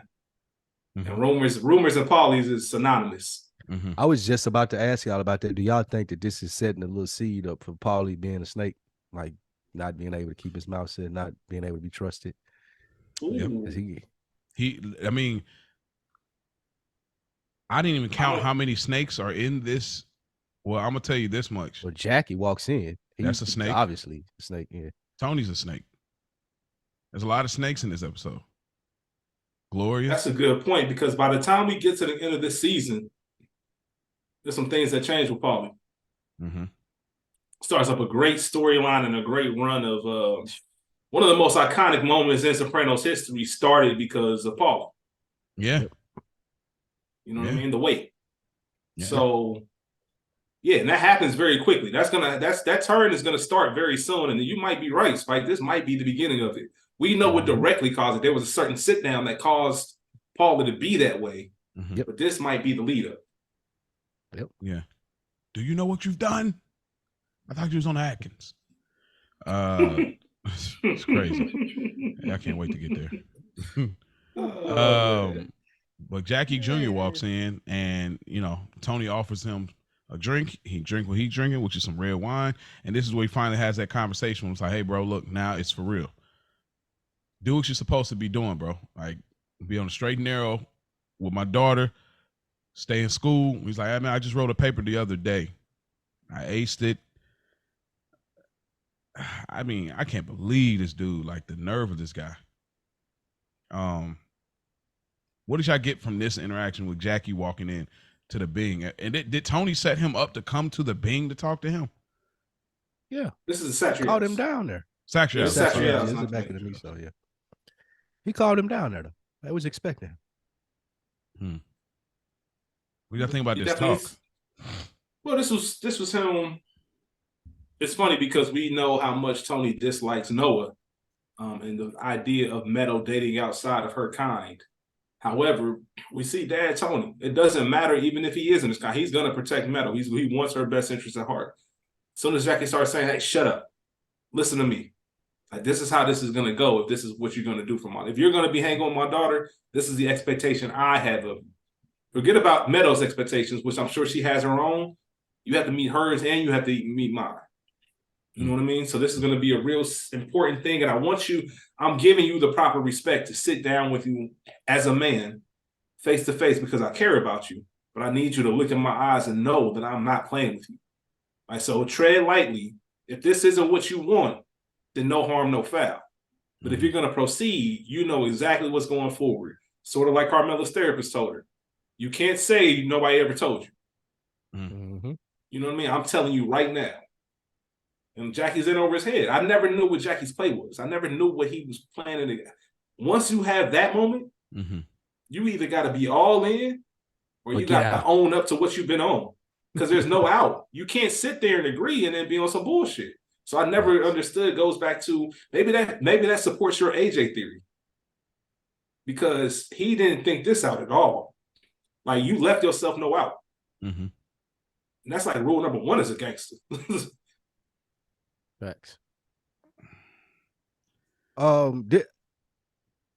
This is a little bit to what you were saying more with Jackie just being in over his head, misconception or whatever that you said about very delusional in the sense that he was under the impression, like Rich just alluded to, that he was going to be able to finesse his way through this.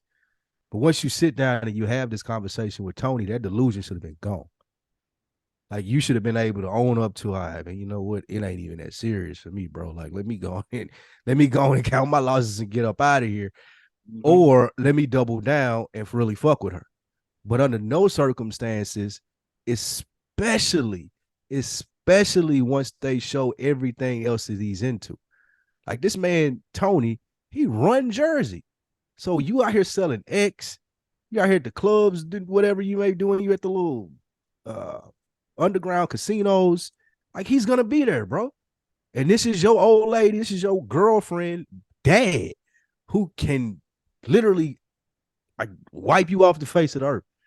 So not taking it serious after this conversation, I agree with Rich. It's like it's insane, and it really don't like what you on if you're Jackie. Like, what are you on, bro? He should have been able to answer that, and I don't think he could have. Yeah. Jackie never has, we can argue maybe one of the last few scenes with Jackie, but like he never has the why be in the crew, why be a gangster moment. That moment Christopher had, now he still was flogging because we've seen what happened in D-Girl. You still was looking over the fence. He kept, we seen a few moments of him we seen him trying to do the acting class. There's been a few moments where he still was like looking over the fence, but trying to keep things close. But that was like in word more so than deed. Jackie is doing more deed than word. So the actions are affecting things. So he's really in front of Tony's face, playing and smiling like you got this whole thing on lock. And it's like because you were a football player in high school, you were able to float through some things. So you think that you're charming, but it's almost like you're not really as charming as you think you are, because you think that you're floating through these things. Like, oh yeah, man, I got an A the other day. Yeah, you because you see them shoot, you see them how the mob guys talk. So you're thinking that you're getting the same thing off. Even how he doesn't have the respect for Christopher all throughout this season. It's just crazy to me. So it's like you're laughing it off, you're talking all smooth. And like, oh man, yeah, I got it, bro. You ain't got nothing to work. Like, well, he thinks that he's there already. Like that's the problem. Like you're saying, as far as the delusion. I don't know if it's the football thing. I think that he's been around it so long. He's been exposed to it. He knows his last name. He know he can pop up over Tony's house. He thinks that him and Chris are cool. Like he's delusional to the fact, like I already got motion out here. That's how he looking at it. But bro, you have little to no motion in the real game. And that's what Tony is explaining to him. Like, bro, if you even trying to get traction over here, then you need to leave my daughter alone. because I'm gonna be outside and I'm gonna catch you, my nigga. And that's essentially what he was saying to him. And Jackie, like you said, because he's been exposed to it so long, he think he can just smile his way through. He think he can say the right things to Tony, and Tony gonna buy in. But nigga, these is real gangsters that you talking to. All that little kitty shit that you did to fool people coming up, they been through that. So it's really delusion, like you said. Yep, adds on to my point that I said earlier, man. Jackie fell into this. The fact that he didn't have a play, this is the family business. Cool, I can always rely on this. I think I know what it is because I've been around it so much, like Spike just said, but you have no idea what you're about to get yourself into. Yeah, I mean, last thing about this scene. Yeah, my fault. Go ahead, Mo. I was gonna say Christopher, them doing that play with Christopher didn't help Christopher's case in regards to how Jackie looked at him. That definitely when they robbed the spot and Jackie was the driver, or whatever he said, that was Jackie's play when they, a few episodes ago when he was, trying to. That didn't really help Christopher's respect, I felt, for that Jackie would have for him, because you're a made guy. But that's the thing, though. That's the thing. If I'm Chris, you're Jackie, bro. I don't give a fuck if you respect me or not. It's a line. It's a line of clergy. Like, if you even engaging in this, you gotta respect me just because of the position that I hold. Same way that Paulie treats him. Like Paulie, like, yeah, all right, it's cool, you made everything, but nigga, you still kicking up to me. And you bet not go telling Tony shit. So it's the same thing in how Chrissy is treating Jackie. Like, bro, I ain't sitting down with you. What the fuck? You don't even know the terminology. Yeah. You saying shit wrong, you doing shit wrong. I don't fuck with you, and I don't need you to respect me. You ain't even somebody in the universe that I should like respecting me, and you not even like, there's no conversation to be had. You're nothing to me. That's how Chris looking at Jackie. Yeah, you don't even got nobody that can vouch for you. Yeah, like not on this gangster shit. And even later in the season, we see that when Jackie pull off what he pulled, Chris like, I'm gonna kill him now. I ain't asking you, Tone, like ain't none of that shit. Yeah, like I'm going to find him, bro. I'm doing him tonight. Like I don't care nothing about what you got to say about this. Yeah. And I'm talking, he was talking to the boss. So it's like, it speaks to, like, you brought a great point up. Like Jackie's whole misconception of what this is what gets him fucked up. Thinking that Chris gotta respect him. Thinking that, oh, well, Chris did this little robbery with me and him as associates. Nah, bro, I used you. And I ain't hiding it. I'll tell you that. If you ask me, if you got enough nuts to ask me, like, I was using you. Fuck you. I don't fuck with you. That's essentially what Chris was saying to him. I just needed that little money right there. We ain't homies. We ain't partners. Like, none of that, bro. Curtis Jackson said, man, I might smile and say, what's up, but I don't fuck with you niggas. Exactly. Oh, man. The last thing I was just going to say about the scene, we talked about it earlier.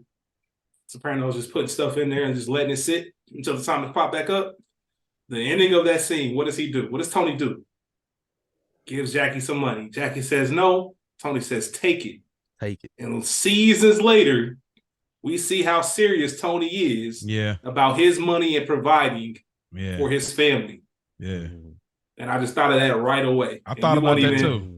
Yeah, it won't even come up for another 3 seasons or so. Yeah. Tony been that way. They make everything consistent, man. You're right.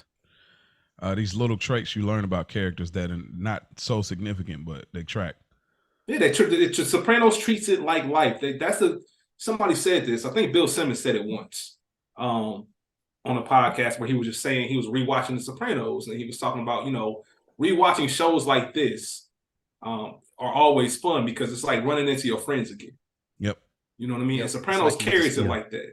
Yeah, we learn things about everybody in real time, the same way you learn about your friends in real life. So by the time you met them in 2nd grade, when you get to 6th, 7th grade, you learn so much about them in those years. Same with The Sopranos. In 2007, people knew so much about these characters that they weren't surprised by the moves they were making and things like that. So The Sopranos does make it a great show. Does a great job of inviting the viewer into their world and making you think, like, I'm really cool with this motherfucker. I know Paul. I'm in there. Yeah. Like, I know Tony. Facts. That's a big fact. And we go to the next scene. The Lollipop Club is now the Crazy Horse. Congrats to Adriana. She getting her big dog playoff, introducing the band, because this was This was it's crazy. It seems like just yesterday we were reviewing season 1. So it's crazy. Like we're almost done with season 3, but that was something that she was really into around A Hit Is a Hit. Classic episode. I'm still gonna champion that. I don't care what y'all say. DM me. But she's finally getting to kind of live her dream out here. She found this band, what do you call it? Miami something. I don't know. These people, they're playing some rock music, and her and Krista having a moment of drinking a beer and just kind of having a proud moment. Paulie comes and stops by, gives them a little envelope. Paulie got his earbuds in, so I guess I don't know if he don't do loud music or he don't do that music. I mean, I imagine music to Bing is loud too, but it's just I don't know what that means. But maybe Adriana can't pick good musicians again. Like maybe that's what they're trying to tell us. I think Paulie's just old. He's just old. Saying that Paulie old, yeah. Can't take all that loud music. Once you get a certain age, man, you don't want to be around a lot of loud shit. I done reached that. I'm low key. Like when I hear that crazy bass, made it. Like when I hear just when I be riding around, I hear some stupid bass.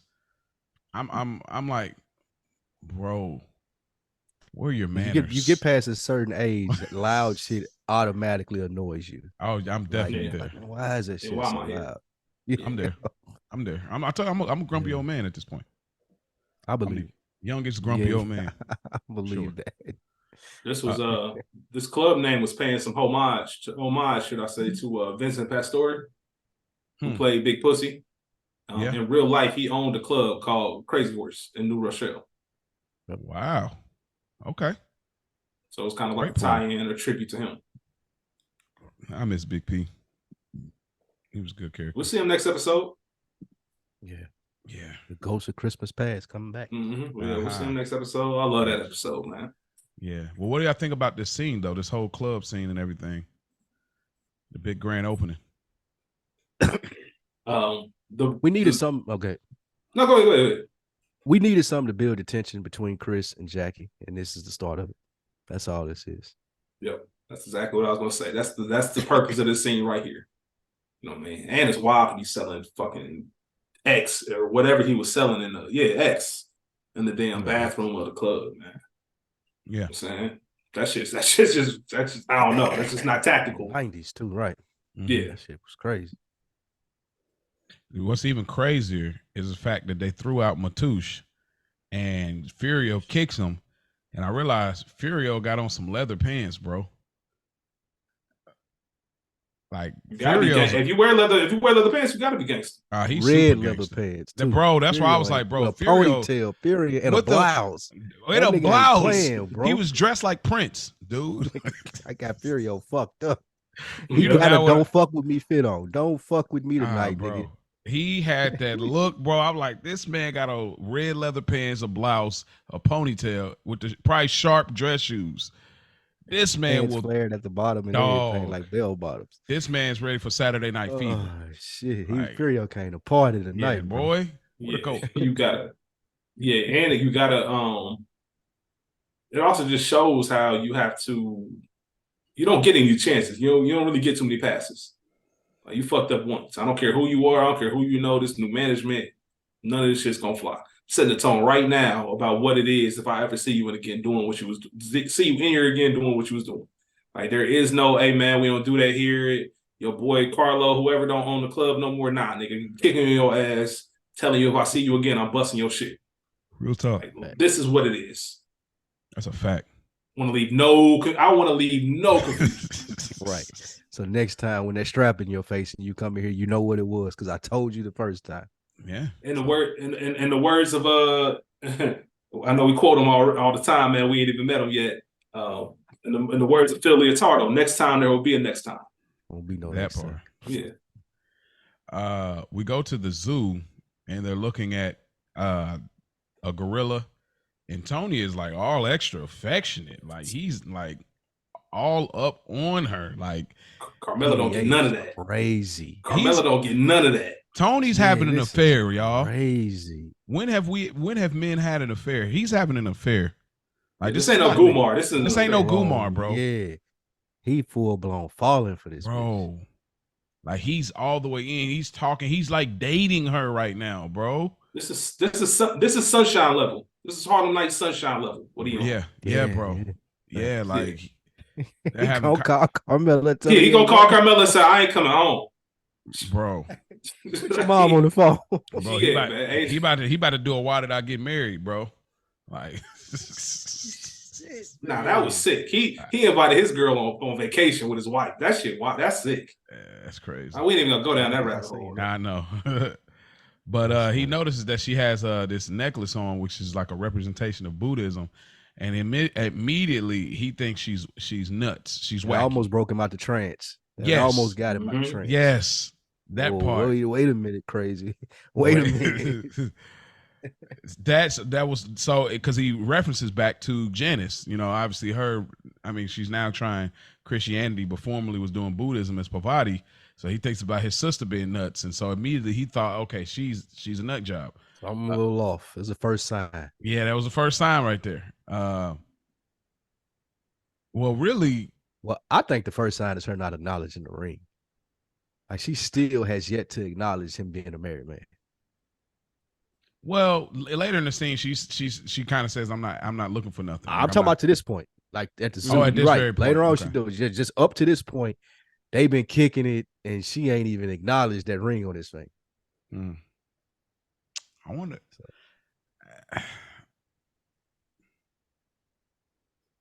I don't know. I guess it's so much. Every time I look at the Tony and Gloria storyline, I'm always trying to put there's always more pieces to put together because their first meeting is like how much of him being in therapy at that moment, I'm trying to quit cigarettes, did she think it was really about? What did he think it really was about with her? Because he was just like, I don't understand a person like that needing therapy. And I imagine she might think the same with him. So it's like, what do we really think about each other? So it makes me think there's some underlining thing of why she never asked, but I can't quite put the pieces together. She knew. She never asked because she know. Yeah, happily married man is never, well, not happily, but he ain't never leaving his wife for you. Yeah. Like, and I think that's why she never asked, because she didn't want to have that conversation with him that quickly. And also even to the point of both of them being in therapy, like this was an escape for them, I think. As we saw later with Dr. Melfi and like them so happy, I don't think that they really wanted to acknowledge any of those things other than we just have, how well, you may not know, you married now, but how new relationships are. You just having fun. It's cool little, you know what I'm saying? You always want to hear from them and shit. Yeah. And then that shit honeymoon phase. Yeah, honeymoon phase. She's going to kind of into her Buddhist thing, and he's talking about a Buddhist selling $150,000 cars and stuff, and in so many words, she's just like, look, like it's just a noble thing. It's like I rather I make the sale or I don't. I ain't tripping. It's very interesting because I do look at this like Tony sees her as like his equal. They walk like they're equals. They talk to each other like equals.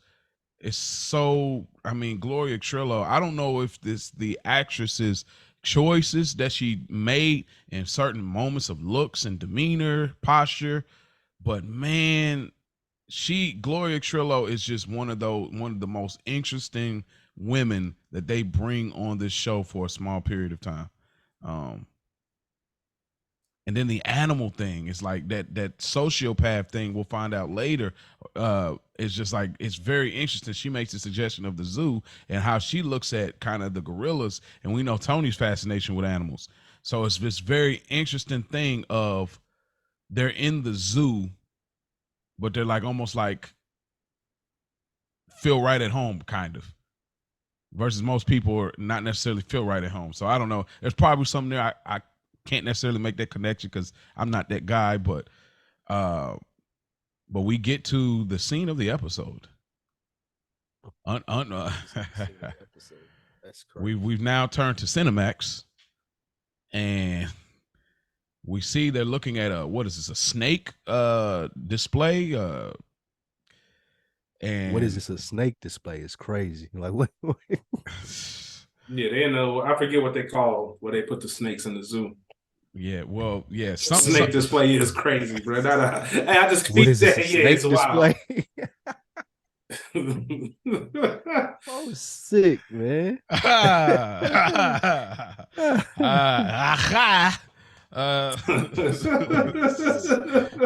Is this a snake display? It's a snake display. It's a snake on like. So they get to it. They're looking at the snakes, and then they're having this real intimate. Well, before that, he says he lost his heart on because she was asking about his kids, which made me. That was the kind of shifting part that we kind of we talk about the marriage. More serious. So she's putting that thing together, but she didn't really. We ain't here for that. Nope, we ain't here for none of that. Ain't got nothing to do with you. Yeah. I don't even know where they came. Yeah. Yeah, he played it off real cool, and so when they get to the snake pit, I guess that's what we'll call it. She does like to pull the dress, check this out, and so he checks this out. Then that's why Carmella ain't get treated like that. She ain't got them moves. Nah, she ain't got that. Life. She ain't got. She can't hit you with one of them right there, bro. And it's so. That was a big joker right there. Like, bro, oh shit, what the red joint, like the whole thing. I'm a big fan of like leading up to the thing without saying the thing, like the bar, like in battle rap or whatever. Like, so it's like she led up to the thing without saying it. Like, I want to try to see if you and left it there, and like his facial expression shows it's like he's trying to compete with her. We talk about equals. He can't in this space. He can't compete with her. This is he's having an affair. You're cheating on your wife. She's a mother. She's driving him wild right now. She's driving Tony Soprano. It's probably the first time, bro, we've seen him being driven wild, and the only time in the fucking series. The only time. Yeah, like Irina was young, and that was her fascination with him. She's young, and she wanted an old prick like Tony. He didn't Soprano. even really like her. He didn't really like her. He didn't really give a fuck. It was like, okay, all his other Gumars were convenient. Tony wanted to see. I can't stop thinking about you. Like he was on that with Gloria. I'm at the zoo with this bitch on a Wednesday. Bro, cold outside, cuddling up. We cuddling, wilding, bro. Full PDA, like, bro, what is going on, dog?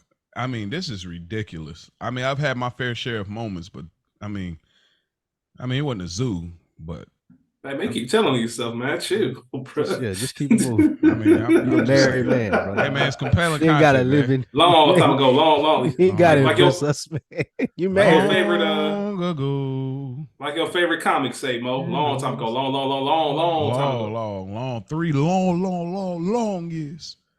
But who's it? I mean, no, I was talking about Bernie Mac when he. Oh, okay, gotcha. He said, "Had this girl give me some special attention long time ago, long time ago." A couple more things. That's funny. That's a callback. Last episode, you said I didn't catch it till I listened. I said it's like Birdie, more than Birdie. Yeah. But one more thing I want to call to that scene. Definitely think it was definitely some raw though. That's called that. No, he shot the club up. What you talking about? All right. That's where I was going. Where would a condom have came in at? Like, so he definitely he got his wild horse on. Absolutely. Yeah. Why you think he thinking about a rubber at that moment? He just felt it. Give me your hand. What? Bro, what? The facial expressions between the two, like I can't tell you how. I mean, they both look like it's like they're not doing anything. Like this is acting. There's nothing happening. He don't have nothing out. She don't have nothing out. They're not exposed. None of this. But their faces sell it, bro. Like I can't tell you how brilliant they really look like they were. It's like the Sanaa Lathan and Omar Epps scene of Love and Basketball. Like they really look like this is happening. They ain't say not a word for like 10 minutes, bro. But they look like that Love and Basketball when she first, after the outside prom. the window. Yeah. When they get in there, like that hole with the Maxwell music, their faces. Yeah, bro. I was like, bro, they are selling it right now. They was dating for real, man. He might have slid it in there. Oh, they was for real life dating when they was dating in real life at that time. But the hard thing was like they have to keep reshooting it. So I can't imagine they shoot so many shots of the same thing, which is like an underrated thing we don't think about when it comes to shows. So it's like I don't know if he really gonna re-slide every time. Like, all right, ain't action. It's like a lot of work to stay active. You know what I mean? Speaking of reshoots, we always bring up other shows and reshoots here. Were y'all fans of The Bear? Absolutely. Love it. There's an episode. Wow. There's an episode in season 2, and I'll tell you which one it is, Rich, once I do it, but they shot it straight through. no cuts, no stops. Oh, the dinner, the where the tickets were printing. The fish. Oh, yeah. that one. No, the tickets. Yeah, where the tickets were printing off, and like they couldn't when she that first cut the online. That was season 1. Season 1. Yep, they shot that straight through. 21 minutes, no breaks, no cuts, no nothing. Oh, that's incredible. It makes sense too because of the yeah. Once I went back and looked at it once I found that out. I know I've heard of it, but I can't name it. But I have heard that too. Whatchamacallit did that too. Succession. Spoiler alert. Fast forward the next 30 seconds if you haven't seen Succession. But the episode with the dad. Yeah, with Logan. Yeah, they did that straight through. They wanted the raw emotion. Yep. Mm-hmm. Wow. Okay. It just made me think of that when you said they shoot it a lot of times. Some of them try to get in their bag and just, get greatness out of it. Yeah, man. Our knowledge runs deeper than Sopranos, y'all. I just not gotta know that. Like, I thought it was just some blacks on the microphone. So much more. Yeah. A bunch of Jamals. Jamals and Dariuses. Yo, or I gotta hear you say it, Rich, before we go. Or like the commendatory episode. What did the dude say? They just think, well, what? Fucking niggers. Look, somebody that's not black is getting real uncomfortable right now. They're like, oh my gosh. Bro, he was so bad, bro. He was so fucking bad, bro. That's what makes that shit so funny. Yeah, that's all he could say. Yeah. Yeah, that's why it's always so funny. They're listening like, these guys are making us so uncomfortable right now. We like this podcast, but they just go too black sometimes. Oh, man. But no. Welcome to our world. Yeah, welcome to our world, man. Jackie Jr. and his guys. Jackie is trying so hard to sell it, bro. He's trying like a fucking bozo. Oh man, he got the hand on the cheek. You know where they got the hand on the cheek from, right? What? Godfather reference. Godfather. That's what. Okay. Yeah, that's Michael Corleone. They got the exact same little posture and shit. Mm-hmm. So that really speaks to like the corniness of him, where it's like you're copying the Godfather. You know, when you got a Tony Soprano around, but you don't have access like that, so you're copying pop culture pretty much. Bro, you a bum, like. And so you're talking That's a good point. You got real gangsters around, but you mocking the shit that you saw on TV because you think that's what it is, even though you're not paying attention to the real gangsters that's around you. And so he's talking like, normally I wouldn't do work with a stranger. He's talking to Matouche, and he's like, I'll tell you what, here's what you could do. I'm gonna talk to Chris and all of this. And he's like, man, you know who my father is? Nah, bro, I don't. The golfer? Right, dog. You're right. That's what he said. Bro, you are cornball. Oh, but wait. Though. I gotta shoot Jackie just a little bit of bail. Okay, give it to us. He's not selling it to us. Everyone else in that room is convinced though. Okay. Even him. And that he's even sold himself that he's this dude. Christopher and I are associates. He got the little, he playing the hand on his face like that. Yeah. He's the most connected, like out of them. Right. My man in the New Jersey Devils jersey is like, he's the dude. Yeah. What I tell you about my man Jackie. Yeah, exactly. What I say about Jackie. So I will say that, Mo, even though we're not buying it because we get to see the real gangsters in the show, these niggas is bought in. Like he even sold it to the point where this dude went back in there and tried to sell more eggs. Bruh. And told him he was gonna give him a cut after he got threw out. So bro. Jackie did his job. And I think that's the thing that I mentioned earlier when I said he didn't have anybody to bring him up.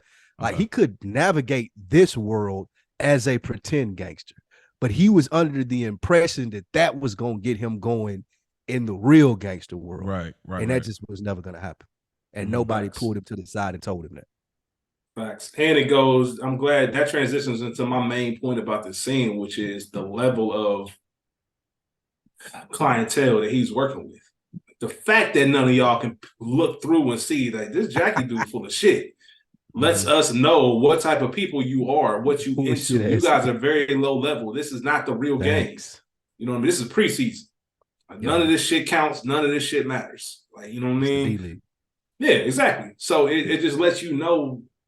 I kind of said the same thing about Ralph last week. You can be a big dog in a room full of puppies. Like that's just not slide in any real gangster setting. Any real gangster, anybody who even seen real gangsters will look at Jackie and say, that's not how it's done. You don't got no connection. But to Spike's point, he sold it. Yeah. Like the fact that Matush went back in there without checking with anybody. The first thing, listen, if I get thrown out of my ass by a nigga in some leather pants, bro, a ponytail, I'm making sure, okay, even if I walk back in that club, I'm making sure, hey, I was told that Chris talked to you. I'm good. Yep. I'm good, right? That part. Set up some kind of arrangement. There shouldn't even be. So that alone lets you know these dudes ain't no real criminals. They ain't really about it because you know there's certain protocol. This shit crazy, man. Yeah, it but is. Jackie sold it. Jackie sold it. He knew right. he knew who to pull that shit off to. Yeah, he did. I mean, he's the most connected. You know, he's eating dinners at the Sopranos, the mob boss of Jersey's house. You know, he got pulled off a job with Christopher. So he feels like he has the right to feel what he feel, I guess. When you look at it in that scheme, I'm dating a boss's daughter. His nephew, me and him actually robbed some people. I was the driver. You know, even with Ralph, we went and we whooped up a dude, grabbed a couple dollars off of him. You know, so in Jackie's defense, you're right. I can kind of understand why he feel like, hey, I'm making some moves, you know, even though in the grand scheme it's not really that. Really, Jackie would have been better as just like an ex-dealer, like a drug dealer, like type dude. Like he just was thinking way past his, you know, out kicking his coverage. Jackie should have leaned into Ralphie. All things considered, Ralphie would have got him right. He would have, yep. He would have been deep enough to where he's got somebody to vouch for him with Tony. Yep. And it ultimately becomes a Ralphie Tony thing more than a Jackie thing. He might, you know what I mean? But if Jackie's too far in because of what Ralphie's done for him, then there's really nothing Tony can do at that point. Maybe he's not a part of that family, but I'm still a part of his life. Gotcha. Mm-hmm. You know what I mean? Gotcha. So there's a lot of stuff going on. And what's it look like to you, Tony? That gives Tony even bigger problem. Mm-hmm. What's it look like to you, Tony, to have an Aprile not be a part of your family? Your family, your crew. So now that's putting a little bit of pressure on you. That was your man's. Yeah. Yeah, that looks crazy. So Jackie should have leaned into Ralph. I don't like you, but I really want to be a part of this. Tony ain't fucking with me. You know what I mean? I'll cut off this metal shit if it means I can be a part of this. Yeah. Yeah, you're right. Like that's probably like the option number 2 that I think. Like the option number 1 should be like, bro, just play the regular dude. Like you got the lane, like you got it all the way. But that's the other option. You're right, like that Ralphie. But Ralphie don't make it look fly. You know what I mean? Like Ralphie don't make it look fly to him. Like I think that Jackie don't look at Ralphie. He look at Ralphie as like, I feel like he look at Ralphie as like some like you in the mob, but you kind of a weirdo. Like I don't. You're like I don't respect you really. Like you're not tough. Like you're not soft, but you're just like you say weird comments. You kind of do weird things from time to time. I don't think that Jackie looks at him like he's a good earner, but that ain't fly to Jackie. Like Jackie, I don't think it's that. I think it's more so you the nigga hitting my mom's. I was just gonna say he just fucking. That's probably that. But look, think about it though. Like Jackie, look how of course he was rolling Richie, you know, his uncle, of course, and he was rolling tight, holding the umbrella, everything. Like, but to him that's fly because he like that tough look. He like the way that look. Like he like, nah, I like this the way Ralphie. That's also his uncle too, though. That's his uncle, no doubt. Ralph ain't blood. He ain't blood. Like, so you always gonna be skeptical of a nigga that's fucking your mom's.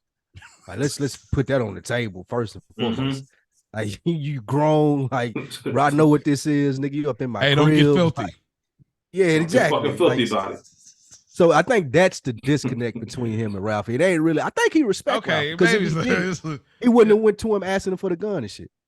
Okay, so I ain't gotta like you. I just need you to teach me. I don't really like you, but I fuck with you a little bit. Like you around. You are. I mean, you are a made guy. I guess if I can't get to Tony and Chris, I go to you. Guess that's how he looking at him. I don't think he really looking at him like lame, but it's like you said. I guess you're around. I got access to you. Let me figure out. Okay. I don't have much to add here, but there's a parent-teacher conference. Basically, their whole policy is trash. Like they want to come here and just reprimand AJ, but we're not going to do anything about it. But if he does anything again, he's going to get expelled. Anything they wanted him to play football. Mm-hmm. They wanted him to be available for the game. Mm-hmm. It was a big game. I think the last of the season or some shit. He said the coaches in there co-signing for him not to get suspended. So the big thing about this was they wanted him to be available for the game. So they was going to use whatever they could to keep him available. I'm not sure, though. I've always been confused every time I watch the scene as why Carmela was so mad. Like, bro, like, your son got off. Like, what do you want to happen? Like, you punish him, like they said. Like, it's on you, bitch. Yo badass child broke in here and did all that stuff. Don't leave it up to us for us to figure out what he should do. I get what she's saying, that it ain't a harsh punishment and he won't learn to respect authority or whatever it may be. But still, that's on you and Tony. That ain't. I think she was entirely too frustrated and mad with the school for not punishing her son. That's crazy to me. That was wild. I got 3 things. The first one is I've never seen any school care so much about freshman football. Freshman football, nigga. Second thing, he mentioned that there was a lawsuit that stopped him from doing detention. I'd love to know more about that lawsuit. Like, what the fuck happened that you can't do detention no more? That part. Because detention is harmless. And the third thing is mainly once we get out of this office and Tony's talking to Carmela. Spike, you mentioned it earlier in the episode. I feel Tony. Look, this kid has not shown in 14, 15 years of life, this kid has not shown any interest in anything except for computers, scooters, and video games. He's actually making a difference or has something he's successful in and he puts some interest in. He's in the backyard on his own accord with Jackie trying to get better at this. You know what I mean? So this is something that he's a defensive captain. You know, he got a little clout about him. And we talked about Many Saints of Newark. Got to bring up the fact they in there talking about, well, you know, Anthony displays some leadership skills. We see a scene like that with Livia's in the principal office when they talking about Tony in that movie. So I love the callback to that, and I'm sure that's what inspired this scene. Inspired that scene in the film. But yeah, I as much as I have disdain for AJ, listen, if this is what it is, then this is better than nothing. Like I don't know what you want me to do. I feel Tony. I don't know. We can punish him at home, but I don't know why you bugging. Yeah, what you mad for? I think what it is the energy and the spirit that she's in here. Like we're still on the heels of a few episodes ago of what she deals with when it comes to Tony. And even the last episode, we got a little bit of that moment, of Tony continually just doing the things. I think what bothers her is the energy she feels for like Jackie. It's like, if AJ is getting off on doing things wrong, he's going to become like you. So there's a constant reminder in her face of she doesn't want this lifestyle she doesn't want this Tonyism, but she can't get away from it because she don't know who she is outside of it. It's like if AJ gets away with these things, he's going to become like his father. If Meadow dates Jackie Jr., then it's going to be like me and her father. I think she is trying to prevent anything else to be like what she has going on. So I think this burned her up because it reminds her of Tony, because she won't punish Tony. Like she never punished Tony for cheating and doing all the things he do. The law ain't punishing Tony. He gets right back out or whatever. So I think that she's in some weird way, she wants somebody. She can't do it on her own because I don't feel like she has the strength necessary, or he just don't respect his mom, unfortunately enough for her authority. And so she needs some help, and she's the only one home with AJ like that. So I think she's looking for the school in some way for support, and it just ain't gonna be there. So it's all a reminder of how things happen for Tony, I think. Expecting school to I would say, that's just that's still gotta be on her. I mean, I can't imagine being a mom. It's like you don't have no help. You have a father that's not really there like that. Well, that's something you take up with Tony. Yeah, I'm gonna say you have the tools to that. She's going back to the therapist conversation. This is a choice that she's making. She's making the choice to be mad. Like if you want to punish him, punish him. Like, don't expect the school to do it. Don't expect Tony to understand. She still has the authority as his mother and the backing of Tony. If she want to do something about it, then she can do it. Just like the therapist was telling her, bro, if you want to do something about this, you can leave. Like, you can really do something about the problems that you're having in your marriage, and then trickling down to a smaller situation with AJ. Like, if you want to do something about him breaking in and vandalizing the school, it's on you. You can do something about it. And I think it speaks, that's a great point that you bring up, Demo, because it speaks to Carmela's character. Like, she's frustrated that she doesn't have help, but she's still not using her own skill set and things that she could do, which is a callback throughout the whole series. Like, she has some say in some stuff, but she would rather fall back on, I'm helpless and I can't do anything. This is just the life that was handed to me. Mm-hmm. Make your move. Okay. we get Gloria at a therapy session. She talks about a dream she had. And then Melfi is trying to check in to see what's been going on with her lately. Then she says the other day, I called when you called, you canceled. I heard the male's voice, and basically Gloria pretty much is like checks her like it ain't really none of your business. Actually, I'm offended at the fact that you're checking in on this, and it's completely unprofessional. She ain't letting it ride at all.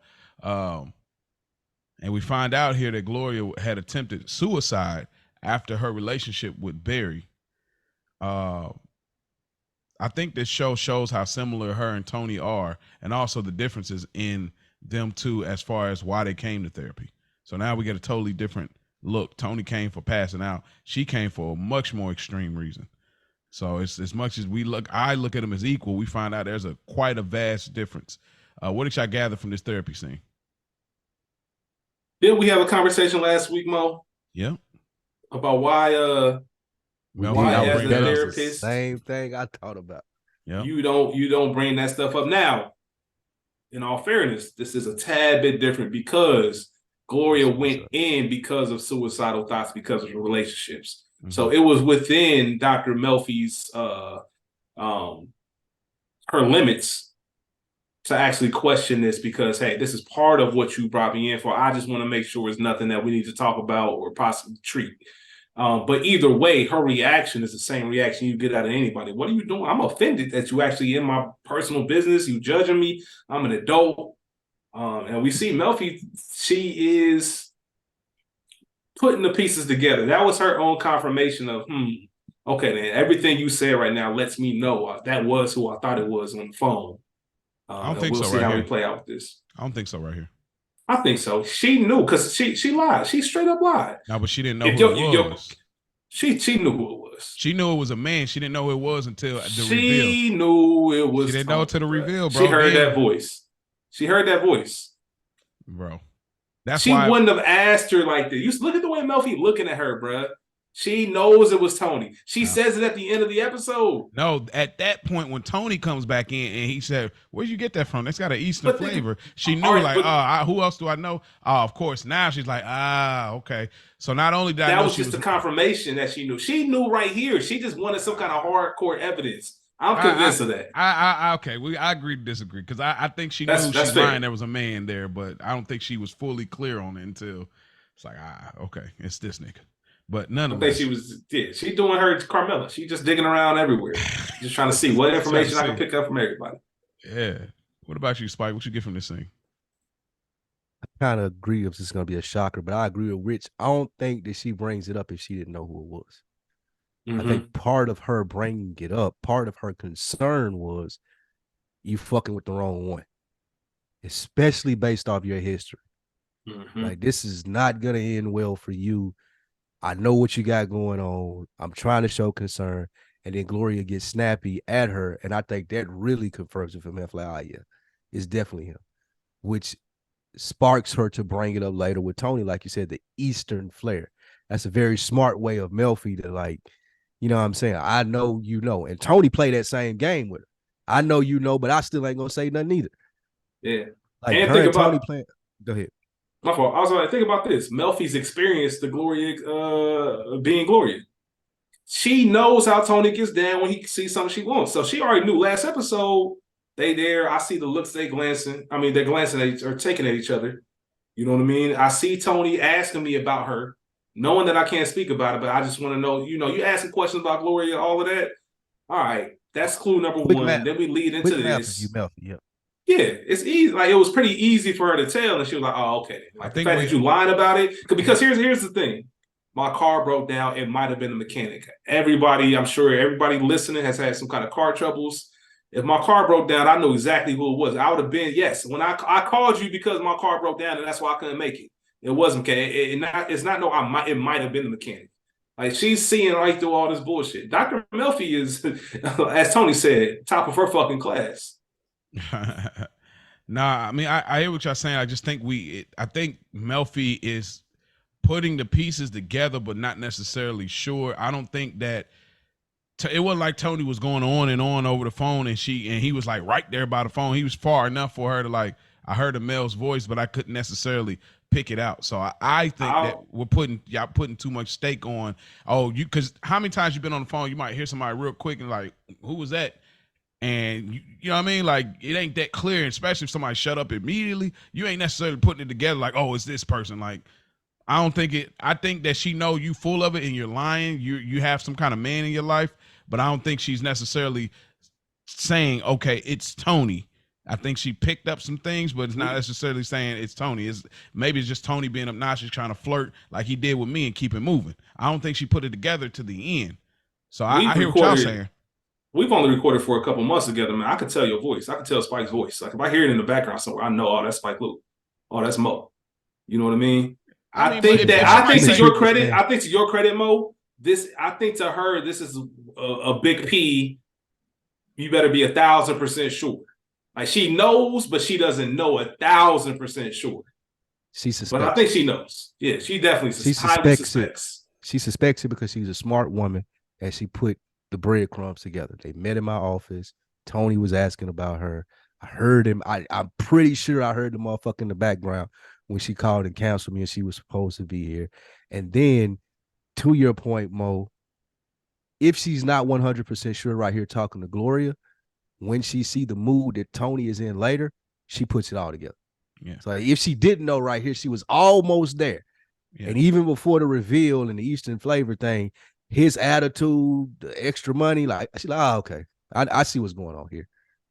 Yeah, that's what I'm saying. I think she knows she's halfway there right now. That's what I'm saying. I think she knows. Like, I think she know even beyond that it's a man. Like she's pretty sure that it's Tony right now, just based off the response. And she said something very important at the end of the scene when Gloria was trying to convince her. She didn't say, I believe you. She said, I will believe you. I'll believe you. As if to, I know you lying, but in order to move the conversation forward, because this is not what we're doing here, I will believe you for the sake of how we're talking right now. But I know you're lying. I know, but I still don't think it's nothing that is specifically. I get what y'all saying. I think we have an advantage as a viewer, but it's not nothing that specifically, there's not one crumb in that scene that says, I know it's Tony. Nothing in that scene that says that. Nothing. Only thing it says, I know you're lying. That's it. I think her even asking about it gives us confirmation that she thinks it's Tony. No, it doesn't. There's not. You're not gonna ask about some regular dude because she wouldn't be worried. Here's why she wouldn't be worried if she was just dating some man. But if I hear you may be dating Tony Soprano, a motherfucker that I know is crazy, she's a serial killer. She killed 7 relationships. Yes, she Melfi. I imagine I asked you a million times about. Okay, you taking things slow. You can't jump all the way in. You can't get that invested in me. And I imagine these are conversations that have happened in therapy sessions. So it's like, it's not necessarily Tony. She's known to be this way. Your last relationship was with, Billy or Barry or whatever. Like, so it's like her with men is a problem. That's why she's here. I don't think necessarily any clue in there says that, oh, I think it's Tony. I just think you're lying and you're seeing a man right now and you're not sharing with me. You're getting back down that bad habit of how you are with men. And now you're trying to save face with the lie. I don't think there's no crumb specifically in there versus when we get Tony, now it's full blown like, oh, I knew there was a man. It's Tony. That's who it is. You know what I'm saying? What made you think? How did she come to the conclusion with Tony? Because Tony's not. He's not into Buddhism. He talked about his sister calling her fake dot head, like changing her name, all that. So, but he's talking in it like he receives it. You know what I mean? He's into it. She knows Tony's going to give her the real life update, and I'd imagine Gloria's use those same specific lines because, I mean, anybody that reads those type of books, there's specific quotes that stand out to you that you'll probably quote more than once. I imagine she may have quoted it at some point or spoke about what she's reading. So him to all of a sudden use that and then try to kind of layer it as something else when clearly he's never used that type of ideology or even saying you got an Eastern flavor. Like this is not the war book that we were talking about before. This is something else.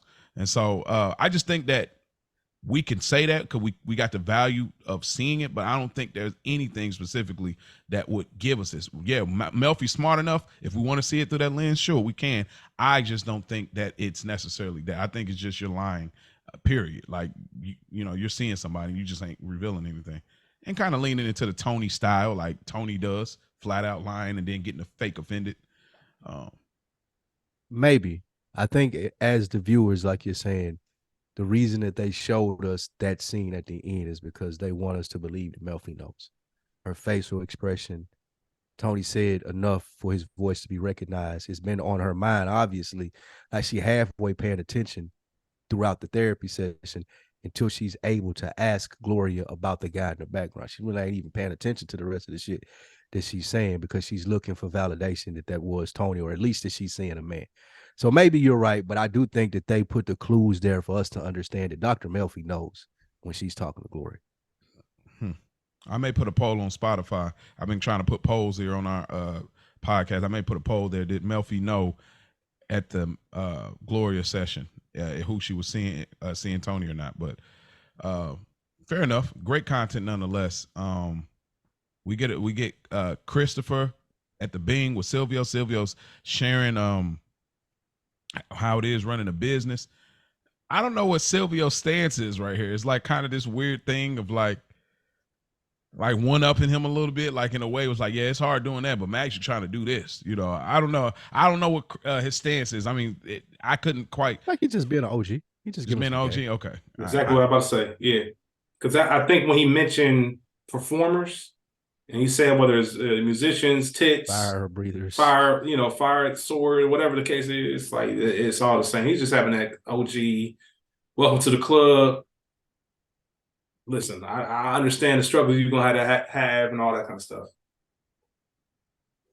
Jackie Jr. pulls up and he tries a little homie Chris, talking about you're a friend of mine, do me a favor.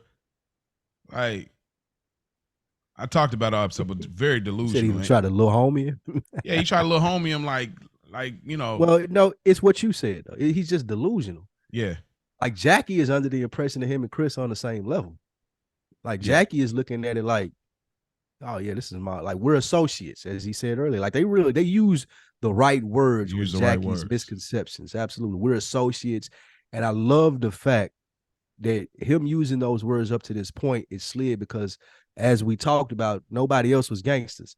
Mm-hmm. As soon as he started talking to Chris, Chris is correcting him like, bro, you're not even well versed enough in this shit to talk to me. I'm trying to have a sit down. Mm-hmm. This ain't a sit down. This is a chat.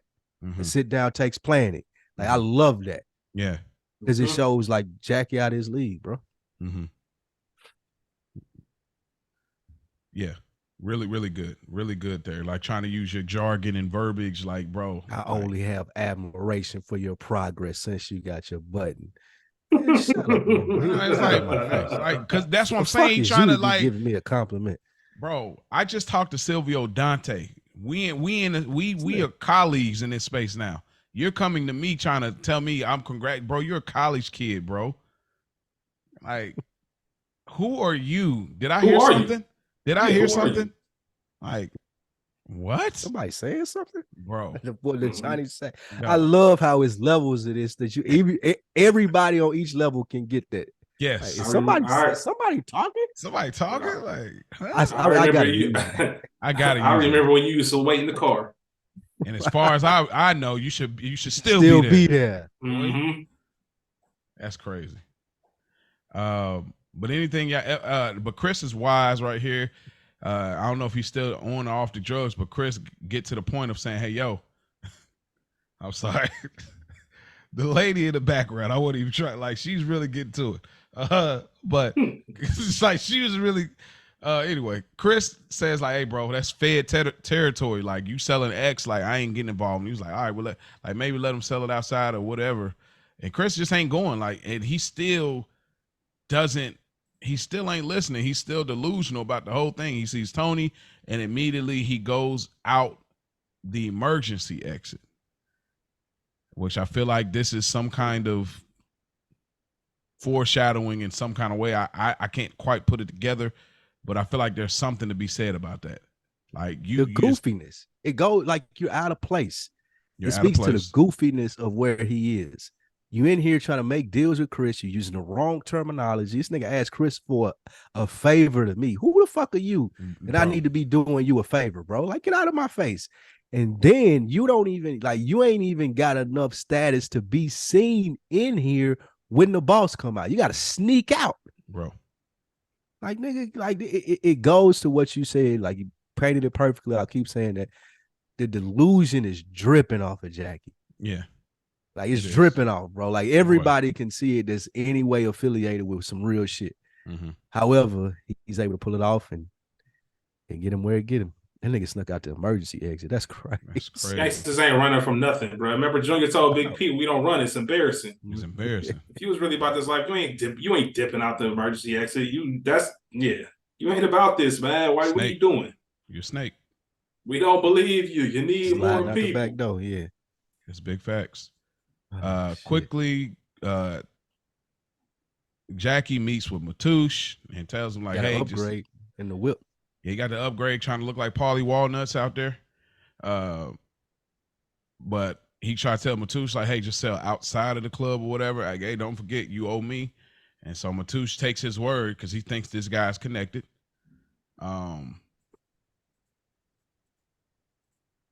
He sold it. I mean, he sold it. That's all I was about to say. I don't have much to add to that. Then he sold it. Is this the same dude that Chris did business with later? That name sounds familiar. His brother. Like, it seemed like, yeah, that Matoush name seems to stick out, but I don't know if it was that or it was. I feel like later on, him and Chris started doing business together, like the two Arab dudes. Yeah, they end up getting the info to Tony. With I don't know. We'll keep an eye on it. That name seems to stick for some reason.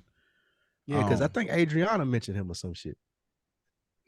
Yeah, I feel like you're right. You onto something. Yeah, I do. Like, if it don't feel far-fetched at all.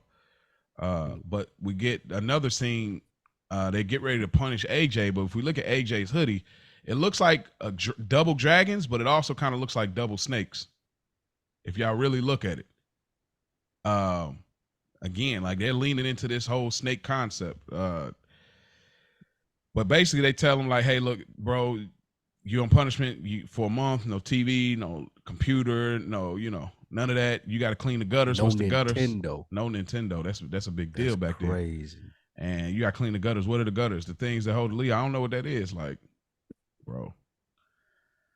Not knowing what gutters is at 15 is kind of crazy. It is kind of crazy. That's what I'm telling you, man. Exactly. Anything else y'all add to that scene? I mean, just how much, like, Jackie and Anthony or AJ, they have something in common in the sense of not really having a male influence in their life, which is why they are how they are. And we see it, even though AJ has his dad is around, he doesn't take time to show him and do things with him. Same thing that probably Jackie went through. So I think that is a reoccurring thing that they try to show us with the sons of the mobsters, like how they don't get that fatherly figure in their life. Even if we go back to Tony and what his dad and how he used to take Janice and not take him, like, I think it shows us generationally how it affects the people differently. That is the one way where I say AJ and Jackie are the same, and because just the gutter thing, that's what made me think of, like, bro, how do you not know what gutters are? And Tony having to literally take him outside and point it out to him. Same thing with Jackie, what we're talking about with the gangster shit. Like, how do you not know some of these small intricacies of the family business and the things that you're supposed to be doing, the terminology that you're using wrong with Chris?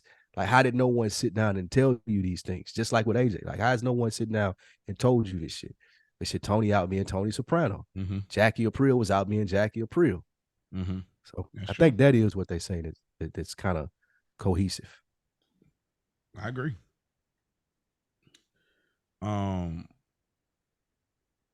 Go back to the crazy horse. Matoush is trying again, but they catch him up, and he gets mollywopped.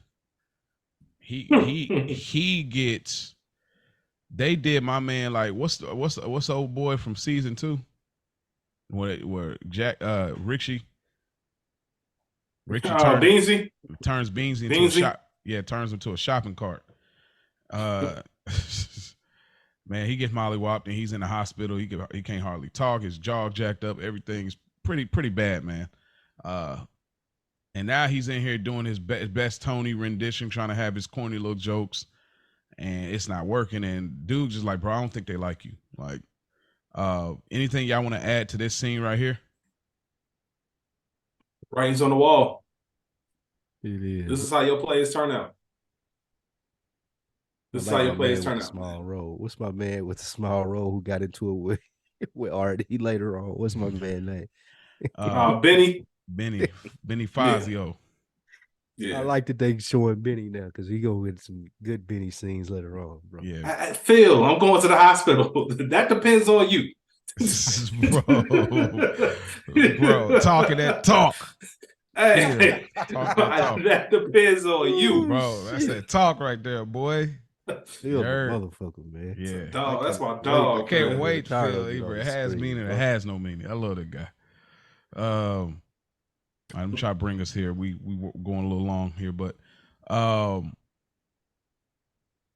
we're at Rosalie's house. Ralph calls the noodles macaroni.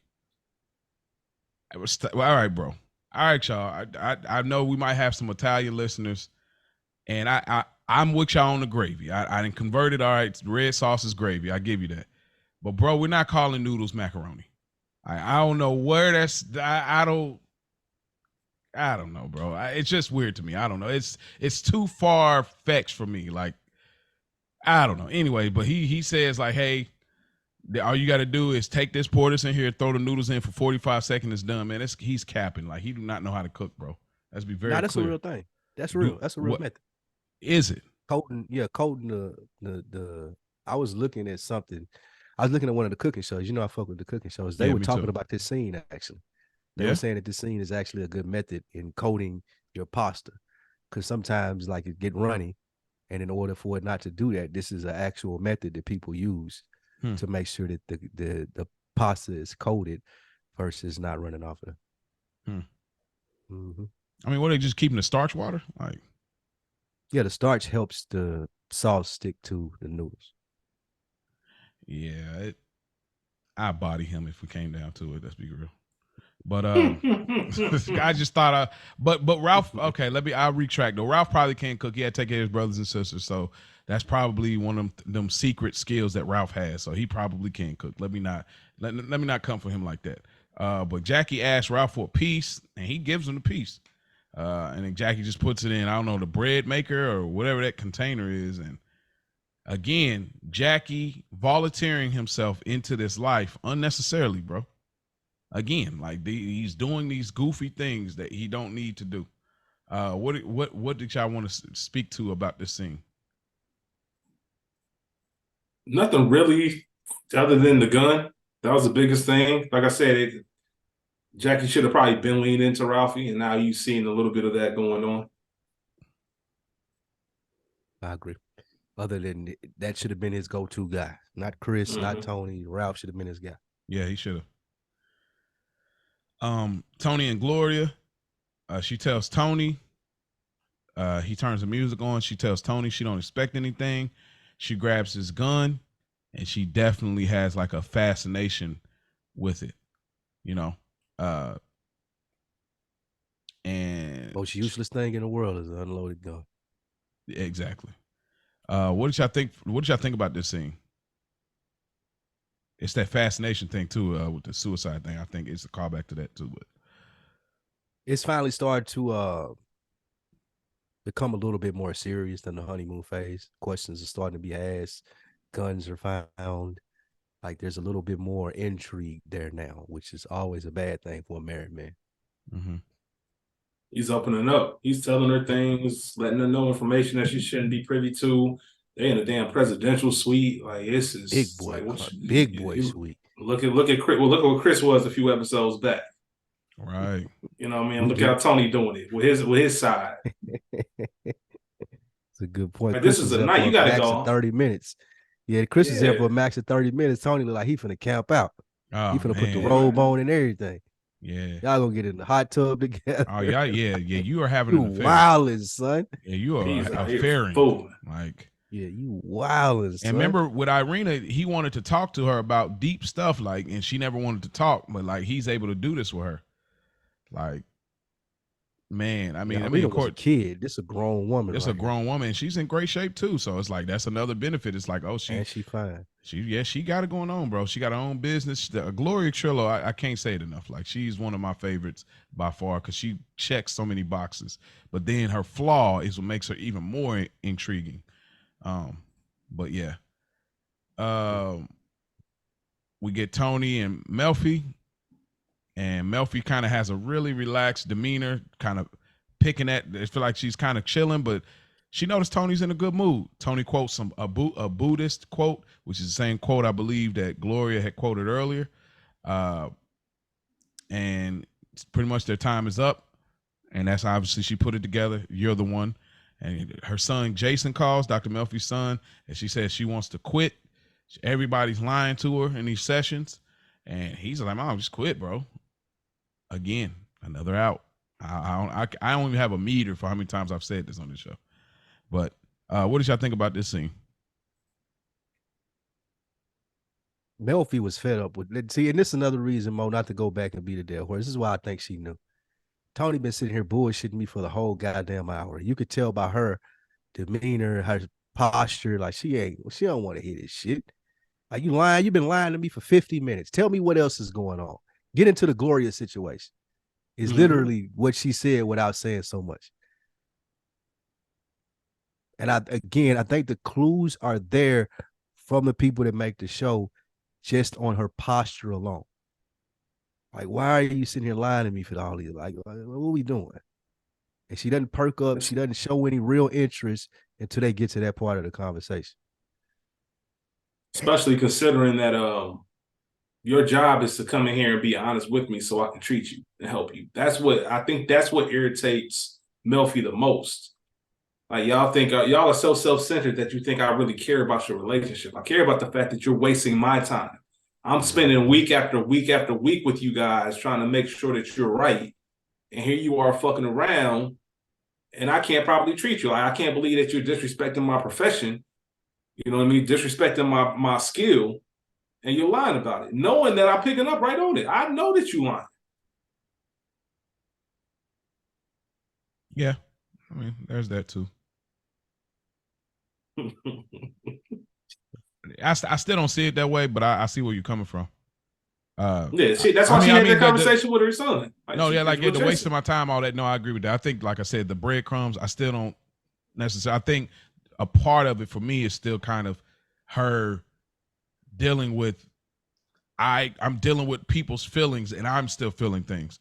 I think that is still like a underlining thing too. So, but nonetheless, obviously, she definitely knows at this point. So, Tony gives her a little extra this week, and ironically enough, her son needs. Yeah, for good results. Ironically, her son needs some money for books, and there you have it. There's a bag right there. Tony goes to the casino spot. He sees Jackie in there. And he tells Jackie, well, "Why would you listen to me? It's your money." And he ends up checking him and telling him, like, "Hey, bro, like, look, you better get it together. I better not see you in here ever again, or we gonna have a serious problem. Like, don't play, don't try to smile, don't try to do none of that, bro. Smarten up." And then lastly, Carmela, y'all can just add to whatever y'all want for those last scenes. Lastly, Carmela and Tony gets this like real affectionate moment with her. She ends up buying matching earrings and a necklace to go with the sapphire. And he realizes that Jackie isn't going to be a good fit, but he can't go back on his word because now Carmela is bought into it. So now Carmela's delusional. Anything else y'all want to add to those last two scenes between the casino and the Soprano household with the leaves falling and all that? Setting up the Jackie storyline like this. We know where just said it.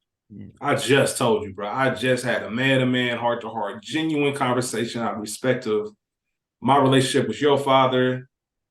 We're talking about my daughter here, so you know how serious this is. And no sooner than you say, "Cool, I'm on it," I see you at the gambling spot. And this isn't the last place that Jackie's going to be where he ain't supposed to be, that Tony catches him. I think you said it earlier, Spike. I'm outside, bro. Like you can't go anywhere and move in these circles and not expect me not to see. Like that's just what it is. So you got to pick a side of this line of what you want to be. Because the next time he sees him in the places that he ain't supposed to be, it doesn't go very well at all. Nah. For Jack. Hands. Yeah. Anything you want to add to that, Spike? No, other than the fact that being clear on the reason why he wasn't supposed to be there, because that's an illegal gambling spot. It's a underground casino. So he ain't just busting Jackie balls. He's like, bro, like, you literally are not supposed to be in here because you got too much. I thought you was at Rutgers. Like, you ought to be somewhere off of my daughter. Like, if somebody run up in here, I can handle the heat. You can't. Ain't nobody coming to save you, my nigga, if they run up in here. Gotcha. Yeah. All right. And that is our episode. But before we get out of here, we got to leave y'all with some rankings. Spike Lou, how do you rank this episode? This was another envelope for me. A lot of setup stuff. Nothing really happened. Nothing really pushed forward other than Gloria and Tony. But yeah, just another envelope for me. Okay. Rich. Same. Just another envelope. It's I think it's the last filler episode that we kind of have of the season.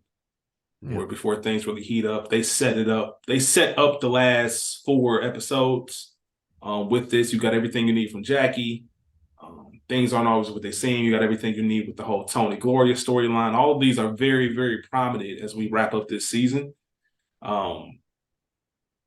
Good episode, entertaining episode. Just didn't move me in the same way to call it a good earner. And definitely not a made episode. But this is in that 5. You said a 5 episode run. Is this in that 5? 4 to 5 then. So I think last episode, and then you had 10, 11, 12, 13. So yeah, I think those are the 5 right there. Okay, gotcha. I think this is the one. I don't even want to say it skips. Sopranos doesn't have any skips, but it is the one that it stands out compared to the other ones. The other episodes are phenomenal. Cooking. And do so much. Yeah, they cooking, man. I mean, it's definitely moving. So yeah, man, we turn it into something here at the end of this season. Almost at Pine Barrens. We almost at Pine Barrens. I can't believe that's in this season, bro. It's crazy. We got stuff with Jackie, all types of stuff, man. Yeah, just another envelope, easily. Like, we went trips last week on Made. Like, you talk about top of the mountain to the lowest. Like, it's crazy how that happens. But I knew it was clear as day when I watched it. I was like, it's entertaining, but again, the setups. And I think where I noticed our patterns start to happen is who is the episode centered around. You know what I'm saying? Like, it's when it's centered around like B or C characters, you're gonna always get that. If this is like centered around, I feel like AJ and Jackie. So when episodes are centered around them, you're gonna probably always see that result because we're not as invested and they're not as good of characters in the grand scheme of the show. So just another envelope for me. Who gets the Good Earner Award this week for you, Spike? The Good Earner Award this week goes to Gloria. She in her bag, full seduction mode. Definitely. Got Tony nose wide open. She got the nigga to agree to go to the zoo in the winter time in the middle of the day. Dog. Yeah. You make a great point. That's good. Yeah. That's good. What about you, Rick? You get the Good Earner Award from you. That's a great question, man. I think it might have to be Gloria because of that. Yeah, I'm gonna give it a slight edge over Chris. Chris is somebody who I think of because it just shows how much he's advanced in this world. Chris has come up. You know what? Nah, I am gonna give it to Chris. Chris got his own club. He bossed up with Adriana as far as giving it to her. He's getting advice from Paul. It just shows that he's officially a part of. He's what Jackie wants to be.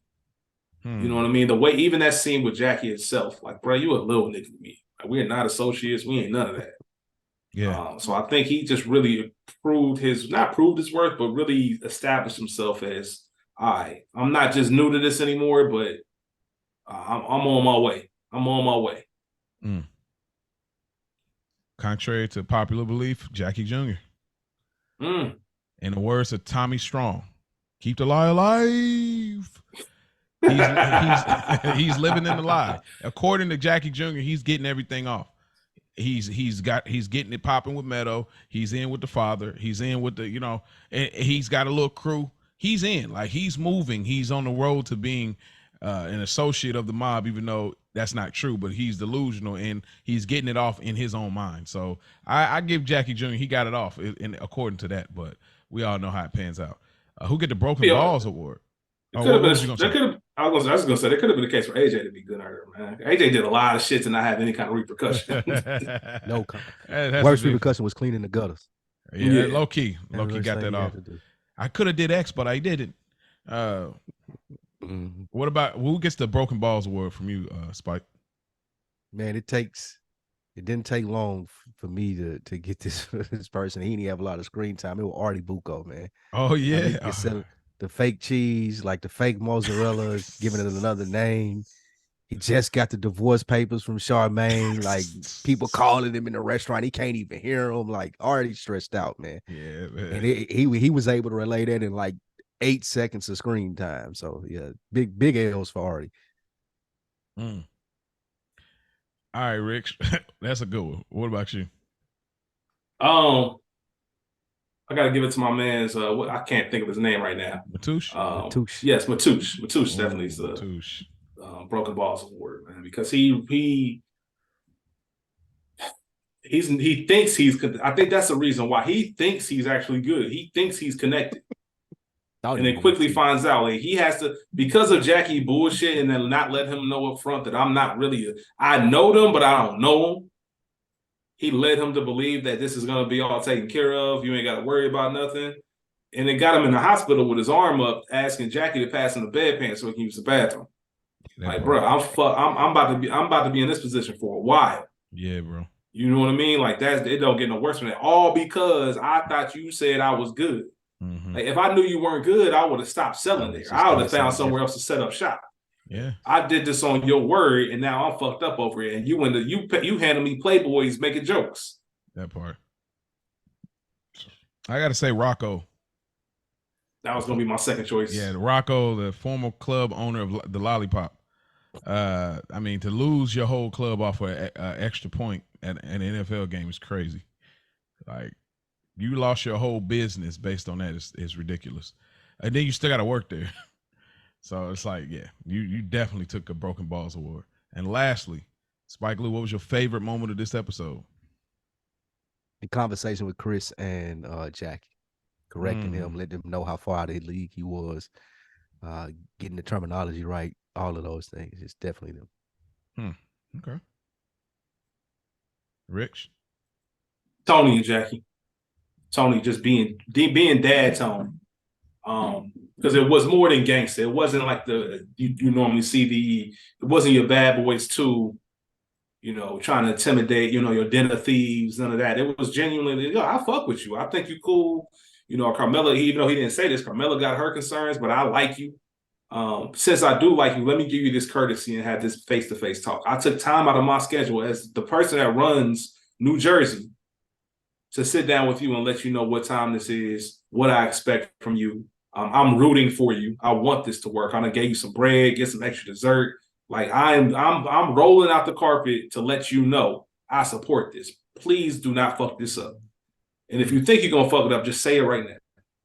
Because this is my expectation, and it makes it clear. And I like the fact that he wasn't gangster about it. He was just real about it. I expect any father to have that conversation with whoever their daughter's dating, especially if there's history there. Mm-hmm. Like, I've known you since you was a child. Like, I do not want to have to fuck you up. Okay? Like, I just want this to be clear. I love transparency. I just love when there's no gray area, no questions. I don't want you being shocked. I tell people all the time, I like people you fuck with. Like, I love the fact that anytime we meet, there's no surprises. Mm-hmm. Like, I know exactly what's going on. Yep. Yeah, it's right up your alley. I was gonna say Furio whooping him in the leather pads, because that is so, like, that's some fly stuff right there. But I'm gonna go with just a happy birthday, Carm. I love those family moments, and Carm don't get a lot of W's, even though she regrets his whole marriage and everything. But, like, she don't get a lot of W's, so I like that she got a little ring there. Got the Matrix movie, which is a fire movie. You know what I mean?